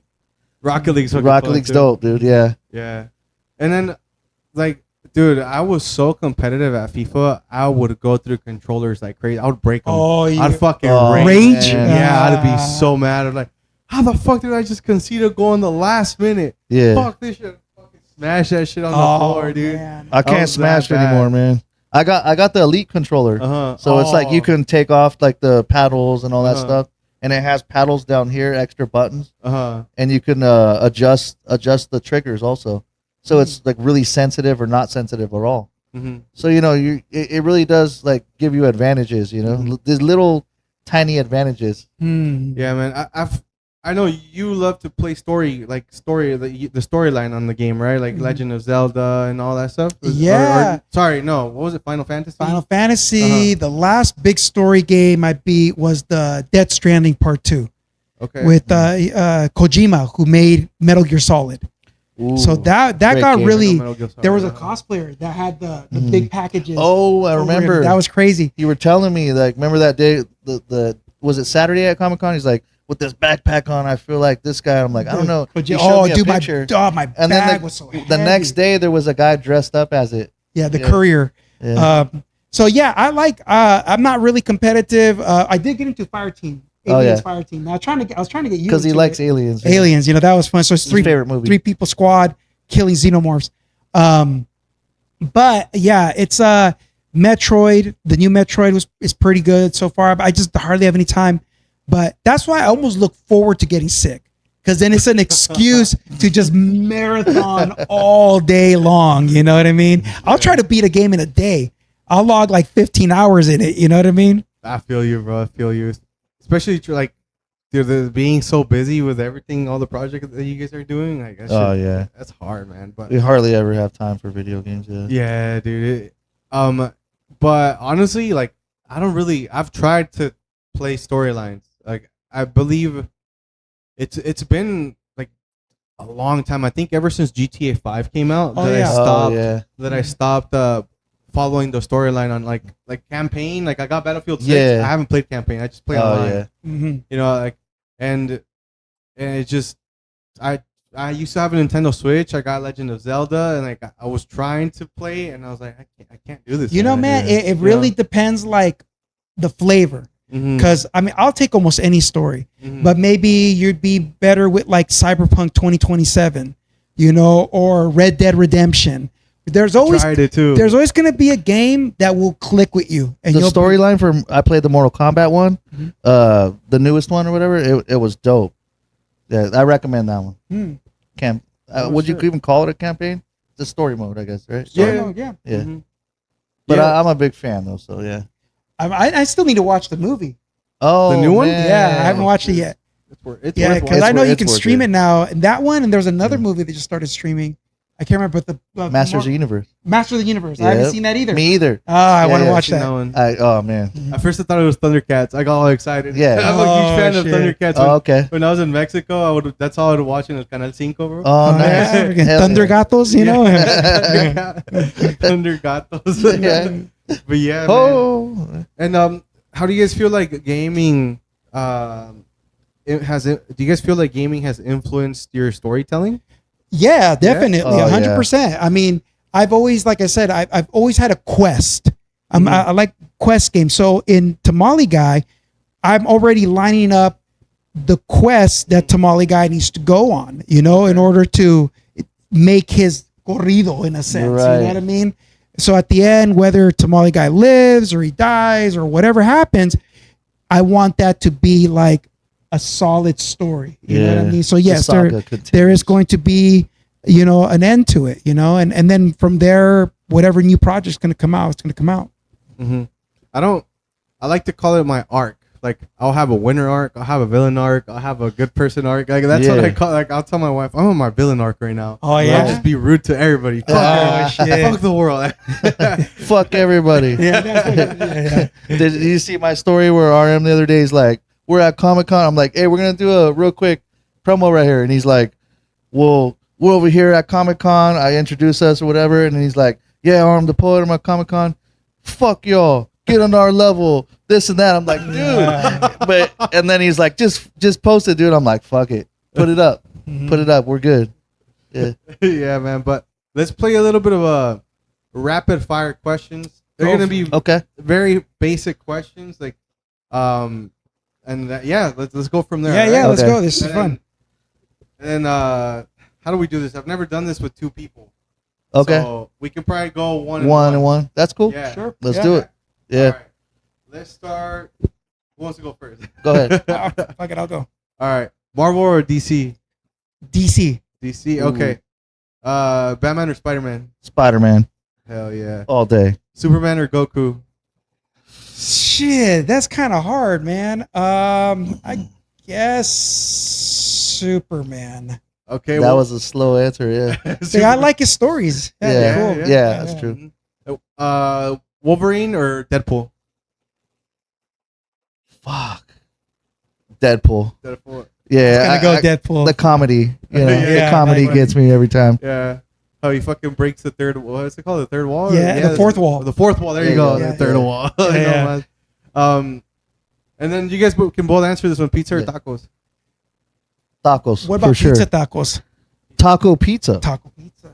Yeah. We just invented a new thing right there. Just roll that motherfucker. You, Yeah. you take know? your taco and you dump it on top of the pizza. Damn, I don't know. I And then you love just pizza, fold the man. pizza and just taco pizza. Taco pizza. Pizza. Give me a taco pizza. Or a taco pizza, the cheese with the pepperoni, like as a quesadilla. You know what I mean? Okay. With okay. Yeah. marinara, you dip it in marinara. There you go. Damn. Dude, I had a pizza burger one time, Oh. and the top of it looked like a pizza straight up, Uh-huh. but it was on a burger. It was bomb, man. It was amazing. or a pizza bagel. Best You get- tacos around here? Where? Well, I don't eat meat. Oh, that's right. I go to there used to be Fatties. Oh, It fatties. was really okay. good. Yeah. Best tacos around here? The best tacos are around here. Damn, I don't even know. I think. Oh man, I think honestly. Rapid fire. Rapid fire. Got you. He's all like Jack in the Box. You got me, dude. You got that Jack in the Box? No, No. I think Salsa Market has had really Salsa good. Market. Yeah, dude. Hey, I feel that. You're right. That's Yeah. exactly my answer. You dude. were gonna say that Yeah, shit? Oh, that's fuck a yeah. trip. Back when I ate meat, Nobody's fucking with Salsa Market. I'm The- telling you. No, what's bro. that? The avocado or whatever it's called, Yeah. aguacate. They had the best carne asada. I used to go there for that. Oh, Los aguacates. Yeah, aguacate. Yeah. and yeah, then the Mexican. Frank's had the carne asada Frank's is fries. good. Frank's is good. Santa Ana's had pretty bomb burritos. And then Playa Azul. I mean, there's so many There's so damn many. good places. But nobody's you know? fucking with Salsa Market. Nobody fucks with Salsa Market. Nah. Very, very few people. I feel like only the people in that neighborhood Yeah. go to Salsa Market. And I'm a taco connoisseur. I try them all. yeah, All right. yeah. But anyways, let's get back into coffee or energy drinks. Who was next? Shit. Energy. It depends. The morning is I don't drink coffee. coffee. Daytime is C4. Okay. I see. So for the con, remember I had a concoction I had when we went to Comic-Con, the blue Monster mixed with the blue raspberry electrolyte. the sweater. dude. I do that shit. Yeah, try that one, dude. Dude, no It's joke. bomb. It was bomb. When we sell, I can't sell without an energy drink. Okay. Like everyone around me knows. They're all like, So these guys got me into it. I never drank energy drinks. That's right. And RM's like, I'm gonna buy you energy You drink, have to, dog. man. And I'm like, okay. And he's like, okay. And then I had to have it because it was Godzilla limited edition, and I love Godzilla, dude. Dude, I bought I only drank it because it was Godzilla. a $9 Celsius Oh my over god. there. 'Cause Holy I shit. needed an energy drink to sell. It just I have to have an Yeah. energy drink. So Yeah, you then I gotta just have started the drinking caffeine. Godzillas. I love Godzilla too, Yeah. dude. Godzilla. I mean, I didn't really watch a lot of the OG Godzilla. I've been watching a lot of The newer one. the new Monsters Universe Yeah. Godzilla. That Oh that's really yeah, fucking it's really cool. good. Yeah. Yeah. But favorite comic villain. Favorite comic villain. Doctor Doom. Dr. Doom. You know what? I wonder. Because I love Doctor Doom. I love MF Doom. Mhm. Like, you know. Okay, I'm gonna say and this will be controversial. The Punisher. Ooh, The that's a Punisher. good one. He's not a hero. That's a good one. Yeah. You know, you could argue he's an Yeah, he's anti-hero. not, yeah. No, that guy's out there executing fools on the street. He is. He You know, is. Punisher, man. I love that. I think he's gonna be in the new movie. Oh, that'd be as well. great. Yeah. So we always say Doctor Muerte. He's like the Mexican yeah, he's like Punisher, the Mexican dude. Punisher. You know, In a way. that makes a lot of sense. Yeah. The way that you guys have been describing that Yeah. makes a lot of sense. Yeah, there's a lot Right. of Frank Castle influence in there. There's a lot, and you know what's funny, man? Well, it's not funny, I guess, but I've in my family and friends, you know, mental illness is a real thing. Mhm. Yeah. You know, I think people have dealt with depression or anything from Asperger's or whatever. Mhm. And I feel like a lot of that you internalize, especially in the like Latino community. Like you don't really see the therapist. You wait till someone gets really drunk y ahí lo suelta. You know what I mean? Yeah. So Yeah. I we try to put a lot of those like that turmoil into our characters as well. Mhm. I love that, man. I love that shit. Yeah, like growing up in a traditional Mexican house, Mom, I'm depressed. Ponte a trabajar. Yeah, agarra la escoba, you know. Right.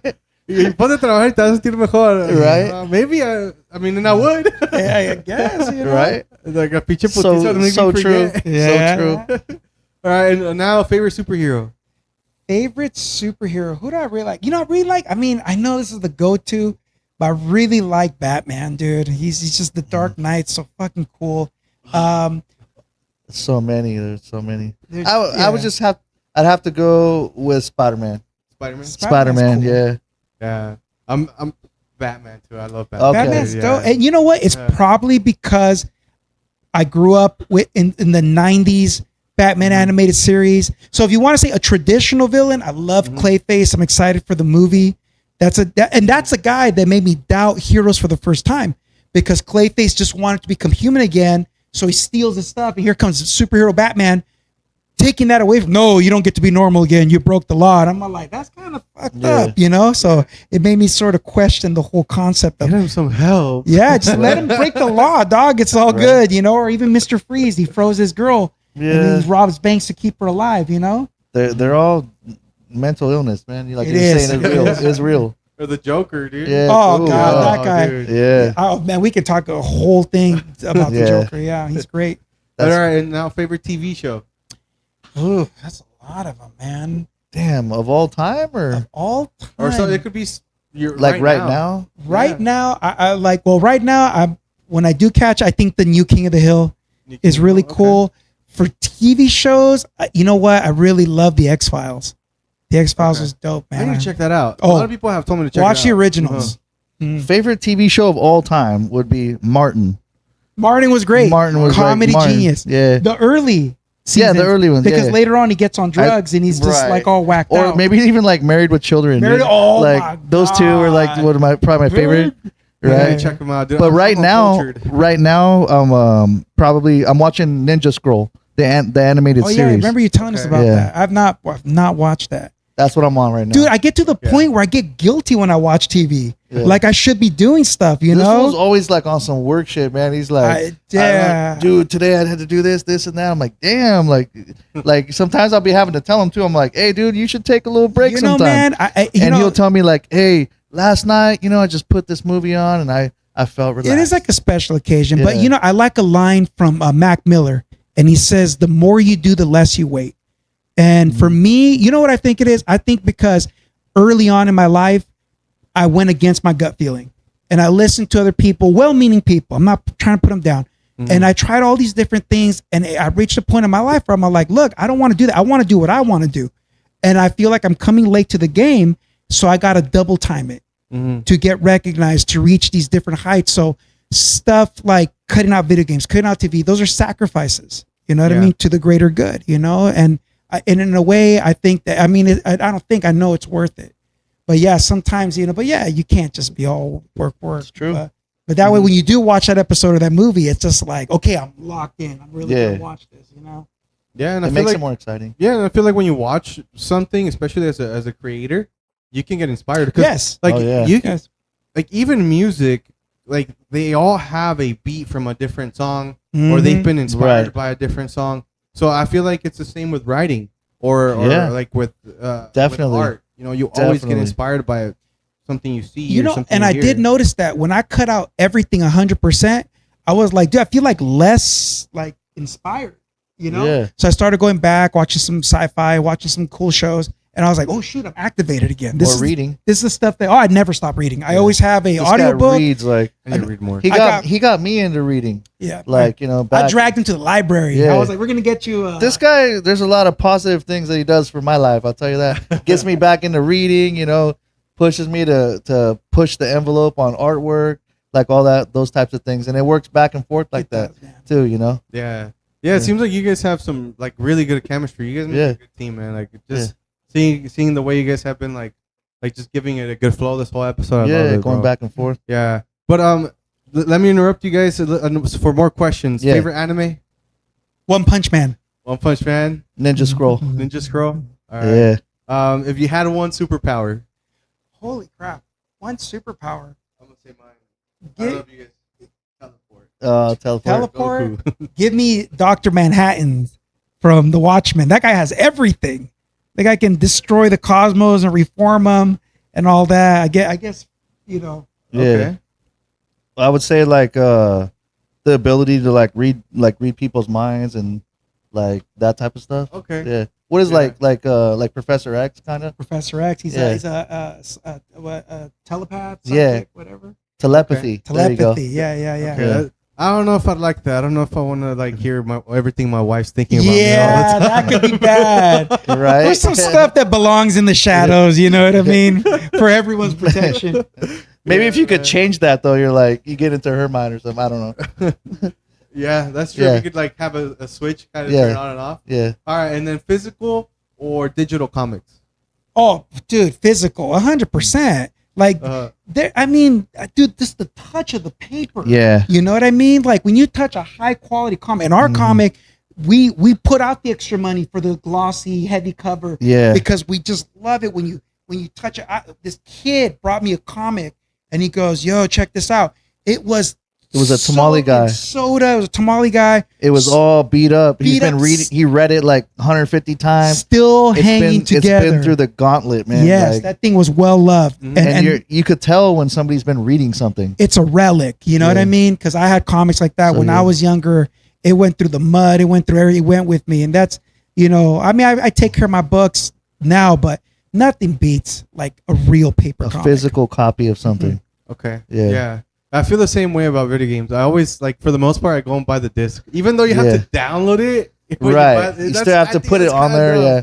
But you can take that disc and you can give it to your little brother or your nephew or your cousin, or you can let somebody borrow it, or you could trade it in. You know what I mean? With this digital bullshit, it's like, come on, man. Yeah, PlayStation is dropping just- the ball so hard. It's man. just a reason for us to buy more storage space. Is what it is. Exactly. Yes. I ran out of storage. I have 3 games in that shit, and I'm Oh, already out of man. storage. And then when GTA comes out, it's gonna take like half of your storage. Yeah. I heard it's gonna be like huge. It is. It's coming out this winter, right? Yeah, and I heard it's Yeah. online only. I think. I don't think they're gonna sell physical copies of it. Yeah, I think it's. Yeah, That's my true. friend was telling me that. the other day. the box is empty. Oh, is that when what you it is? open it, it's a No, download code. no I shit. think it's like a QR Yeah. code or some Oh, shit like that. no shit. Yep. Yeah, but I think No physical. Yeah, Yeah. they're getting rid of all. a We've whole been waiting bunch for of that shit game like for a that, long man. time though. Yeah. Who do you guys think is the most overrated hero? The most overrated. You guys aren't gonna like my answer. Well, here you go first. Batman. Batman's overrated. Yeah. I don't know, man. He's bringing a lot to the table, you know? And on top of that, he's just human.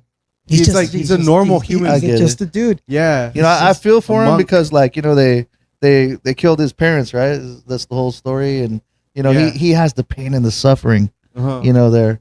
That I feel for him, but to me, I feel like, you know, like, I don't know, You know what? This is my response.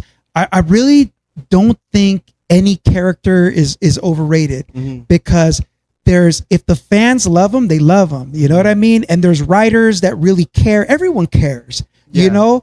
And if someone's getting hype, it's because people are resonating with it. So no, I don't think any if people don't feel it, they're not going to support it.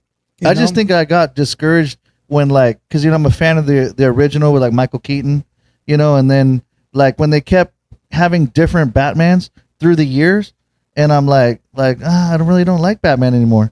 And then the movie started getting, like, more dark, and I can't really see anything in the movie. It's all like, it's really dark, you know what I mean? And I understand why it's like that, but I don't like it when they switch actors all the time. But in the comic books, like you've had like Frank Miller take this gruffed out Batman. You've had Neil Gaiman who did old Batman on his deathbed, or he died actually. And it's the death of Batman. So it just gives so much room for people to create like their own version of it, and all those Batmans are different. That's why Can we get the Mexican Batman or what? Chicano Oh, they do have one, Aztec Batman. Oh, really? Yeah, it just came out. There's one? Oh, Aztec shit. Batman. And it takes place in the Aztec Empire. And then the Conquistadores come, and it's the Joker, but it's like, I thought it was all Okay, right. it's not overrated anymore then. No, but Yeah. like in your personal opinion, not like your personal opinion. Like, have you ever thought, okay, I think that hero might be overrated? Like, it's fine, dude. You can say No, it. I'll say it. I don't have a problem saying it. It's just that, you know what it is, man. I guess it's just my personal philosophy. I never really like pay attention to things I don't like, and I think it's a waste of time when people go like, I really hate this thing. I'm all like, then just don't look at it. You know what I mean? Like, I'm too busy looking at stuff I do like. Yeah. But what did I get tired of? I guess I'm getting kind of annoyed by K-pop demon hunters. Like I hear about that so overrated. much. I know it's vibing with them, you know, Yeah. and they're happy and they're dancing, but I'm like that bitter. I guess I'm getting old, you know what I mean? I'm all like, Hey, these kids you're dancing unk. to You're this. unk, fool. I am unk. I'm unked out right now. You know, these kids are like K-pop, like, you know, like, I don't think it's overrated. I'm just You just tired. don't relate to it. I don't relate to it. That's I'm why. old now, dude. Right, Old, 'cause you you're know? unk. I am unked out, bro. There it is, dude. dude. It got revealed. That you brought it out of me, man. I aged like 15 years in that one Right. sentence, you know? Dude, no, I feel the same way. Where like their music was just everywhere. Right. Like, it was just my niece. My niece, she's a huge fan, and I think because of that, she got into Demon Slayer. Okay. No, that's pretty fucking cool. But yeah, like, I would take her to the pool and would just be playing like the songs the whole time. I'm like, this is kind of weird. But you know what? If it makes them happy, it makes them happy. Yeah, It's exactly. cool. Yeah. Yeah, that's why I feel like that's why you're saying, like, I don't think there are any overrated heroes. You know, 'cause Yeah, it's people just, look up to them. you look up to them, you Mhm. feel something, you feel something. you know? Yeah, and I agree. Like, I'm also the type of person to like not be like, okay, like, I'm just, if I don't like it, I'm just not gonna watch it, and I'm not gonna hate on it. You know, like, Yeah. like, But okay, well, let's you know what talk. I mean? Is there something you love to hate? Like, you know, is there? What is you there? know, I don't know. like something you're like, oh, I can't stand that fucking thing, you know? Oh, I man. don't Let think me so. think. There's soccer team dude, that I hate. Soccer bro. teams? Oh yeah, the Yay. Raiders. Yeah. The Raiders. Sorry, Raider fans, but Chargers all day. No, Bolt like, up. For me, it's a soccer team that I It's a can't soccer stand. team you Yeah. can't stand. Yeah, Tigres. I can't stand Tigres. Oh, You know what? okay. I think I'm gonna go back to what you're saying, Yeah. like the AI Oh, generative stuff. That like AI slop. Like, and you know what's funny? I have so many friends that keep sending me AI slop, and I'm just like, man, like Sometimes I'll send him one on purpose. I'm like, dude, like, I'll be like, hey, check this out. and all I'm thinking is like, Yeah. dude, you know how much water He that's might burning? think he might think it like I'm just doing it on purpose. You know? You know, I'm like, I feel myself getting dumber looking at him. You know what I mean? Damn. All right, so I think I'm gonna stop using AI, man. Yeah. That's the next. Just use it in the that's right way. Next step. Yeah, that's the Yeah. next step. Honestly, to work with an artist, I wanna one of my homies is a camera. He's got a nice camera and everything. And when I have some extra cash, like I'm gonna bring him in and stuff. It's just everything's so fucking expensive, man. dude. I feel you. man. Dude. That's why you got to barter, and bartering Yeah. takes a little more. But I would argue that it also makes your negotiating skills better because eventually you do want to climb the ranks. You are going to have to deal with power players. You don't want to show up like, But if you've had practice, like, hey, bro, you do this, I'll do that. We can work on this together. That's a skill. I always say we work hard. We like nice things, you know. So yeah, man. Yeah, but I don't know what I got to. I'll be like, bro, I'll suck you off, dude. Something like that. don't do that. You got the camera right there. It's okay, I'm married. You're better off robbing the guy, dude. All right, but last question of the like a quote unquote rapid fire question. Let's go. Yeah. Right. We got sidetracked.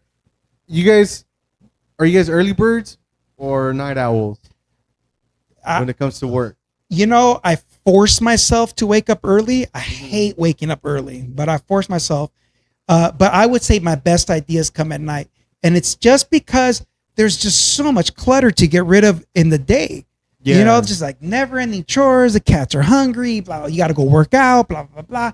And it just happens that at night it's where finally like everyone goes to sleep and no one's bothering me. And I go, okay, good. Now I can work on my own thing. So I would say night owl. Night owl. For me, it's night owl. This guy knows that too. Yeah, we're both. Like most of the files that get sent, they get sent late, late as hell, bro. Dude. Like, and the thing about it is because, after everybody goes to sleep, then I finally get this quiet time. Yes. And it's just me and the work and the music. And I really think it's the music that fuels it. I could put on some Tribe Called Quest instrumentals or some Jay Dilla or some MF Doom. And it just really fuels the work. And I feel like you could see the music in the work. And I know maybe I'm talking too philosophical, but I feel like you can see the music in the work. You know what I mean? So yeah, for me, it's like, it's the night owl thing. And I feel like it's almost like a therapy, bro. Like I call it color therapy. So, I can do these things and just relax myself. And there's almost like telepathy between us sometimes. Like I'll send him a page and he'll say like, oh, I noticed on the texture, there's this part. So I was thinking you wanted me to darken it or lighten. I go, I knew you'd get that. Like, you know what I mean? perfect, And there's no communication like, hey bro, I put some texture on this panel. I want you to do. It's just like, I knew. I knew. Because he'll send me a page that he inks and it's just black and white. And then I have to color it all in. He doesn't know what colors that I'm going to put on. And I never say. But he has a general idea. Yeah. And my philosophy is like, I never say, do it this way. I'm just like, hey, I have faith in your process, and then I'm going to be surprised. So sometimes you'll ask me, you're like, what color should that? And I'll be like, bro, I don't know. That's you. I'll just ask him like, what color did you envision this to be? And he'll give me an idea, and I'll be like, okay, I'll take the two ideas and combine them. Oh, like the sacrificial knife. Oh yeah. So we did the sacrificial Dr. Muerte's knife, dagger, and it's an Aztec knife, and he made the blade look like Jolly Rancher candy. That's what I call it. It's purple, but it's really onyx. It's on it, purple because onyx. like a lot of the Aztec culture and really in the Mayan culture, they used a lot of onyx for their weapons, and like so I'm like, how am I gonna make this thing not look like just this black knife? And I'm like, I'll color it purple. So he calls it the purple Jolly Rancher. Yeah, but, so so it's like this Aztec knife or Mayan knife that has like these cool like Aztec looking characters on it for the handle. Yeah, and the blade is actually made of onyx. So yeah, sick. And when he pulls it out, he means business. That's right. Yeah, he's ready to go. Oh yeah, someone's gonna die. Someone's gonna get iced. Yeah. Yeah. All right, man. But we are past the 2-hour mark. I think this is gonna be one of the longest podcasts I've ever had. The Cool. longest one has been 2 hours and 2 minutes. All right. Okay. Like I'm kind of weird like that. I keep up with that. Yeah. Like with my own shit, And honestly, the whole conversation has been fucking great, man. It's been a good flow, good vibes. But now let's start wrapping it up.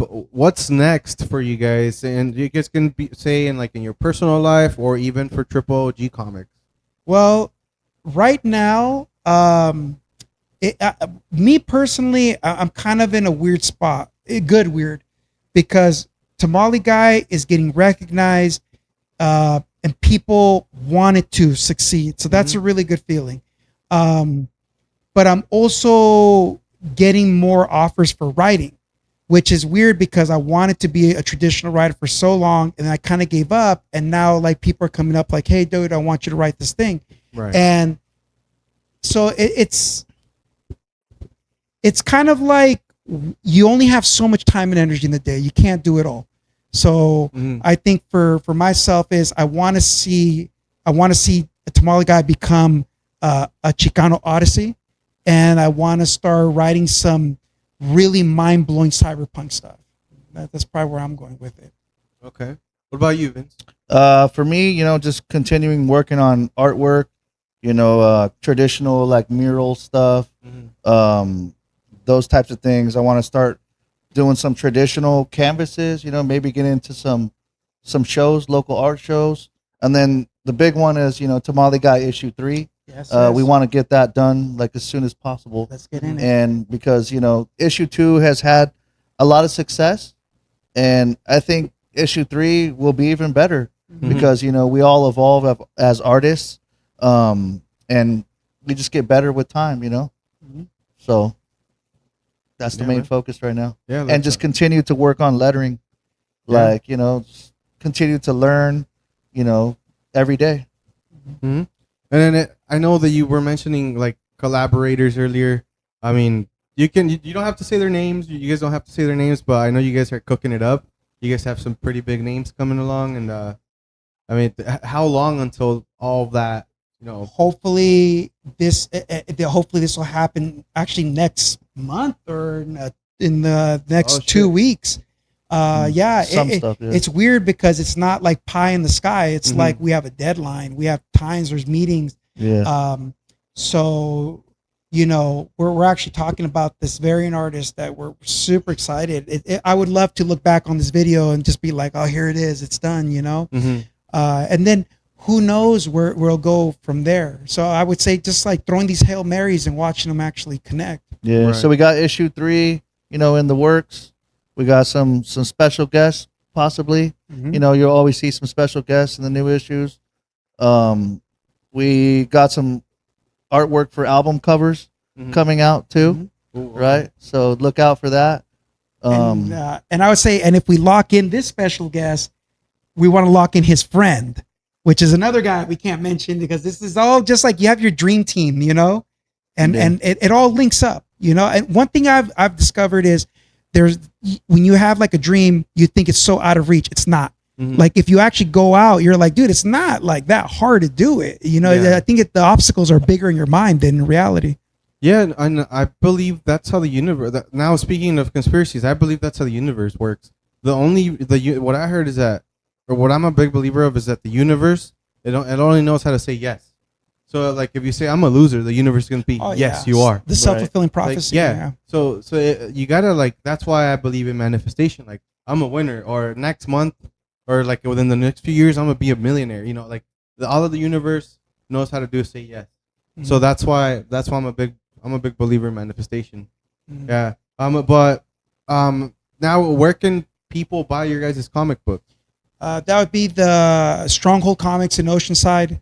They're usually carrying our stuff. Shout out to Stronghold. Oceanside Comic Shop. Stronghold's cool. Go through us directly, through our coffee shop, tripleogcomics. Basically an online store. Yeah. Which is the links in the bio of our Instagram. And the next phase is we're just gonna start hitting up all the different comic book shops and just trying to get in. Yeah. Hell yeah, man. And speaking of your guys' link of your guys' bio, what's your guys' Instagram or websites that I can put right here? Well, I'm cool_stuffman on Instagram, and then it's Triple OG Comics. That's like the collective. Yeah. And I'm Invincible 760. Yeah. Is that because of Invincible, the show on Amazon Prime? Hey, that's right. Funny question. Yeah. I actually had it before them. Oh, so, okay. Yeah. You sue them. Yeah. I've been Invincible for, man, it's been years. But I just, when I created my Instagram name, that's kind of what I went with. So. And then the other crew that I guess I'm rolling with now too, that would be Forbidden Futures, Oddness. And check their work out too. Check their work out. I mean, it's incredible writers. Yes, Cody Goodfellow follow him. Mike Dubiche, what a beast. You know, the legend Mike. Yep, We see Mike, you. Shout out to we're Mike. watching everything you're doing, man. He couldn't make it to this Comic-Con, but Yeah. I'm sure he's going to make it on the next one.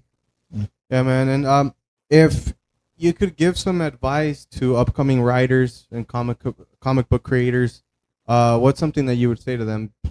You guys can both say. I guess I would say read a lot, write a lot, fail a lot. It's going to mess up a lot. Just realize that the first 2 years, everything you write's going to suck ass. You know what I mean? Whatever, get it out of the way, and learn from the greats. You know what I mean? Get a library card. Come on now. Yeah, read some books. Mm-hmm. Also, be original.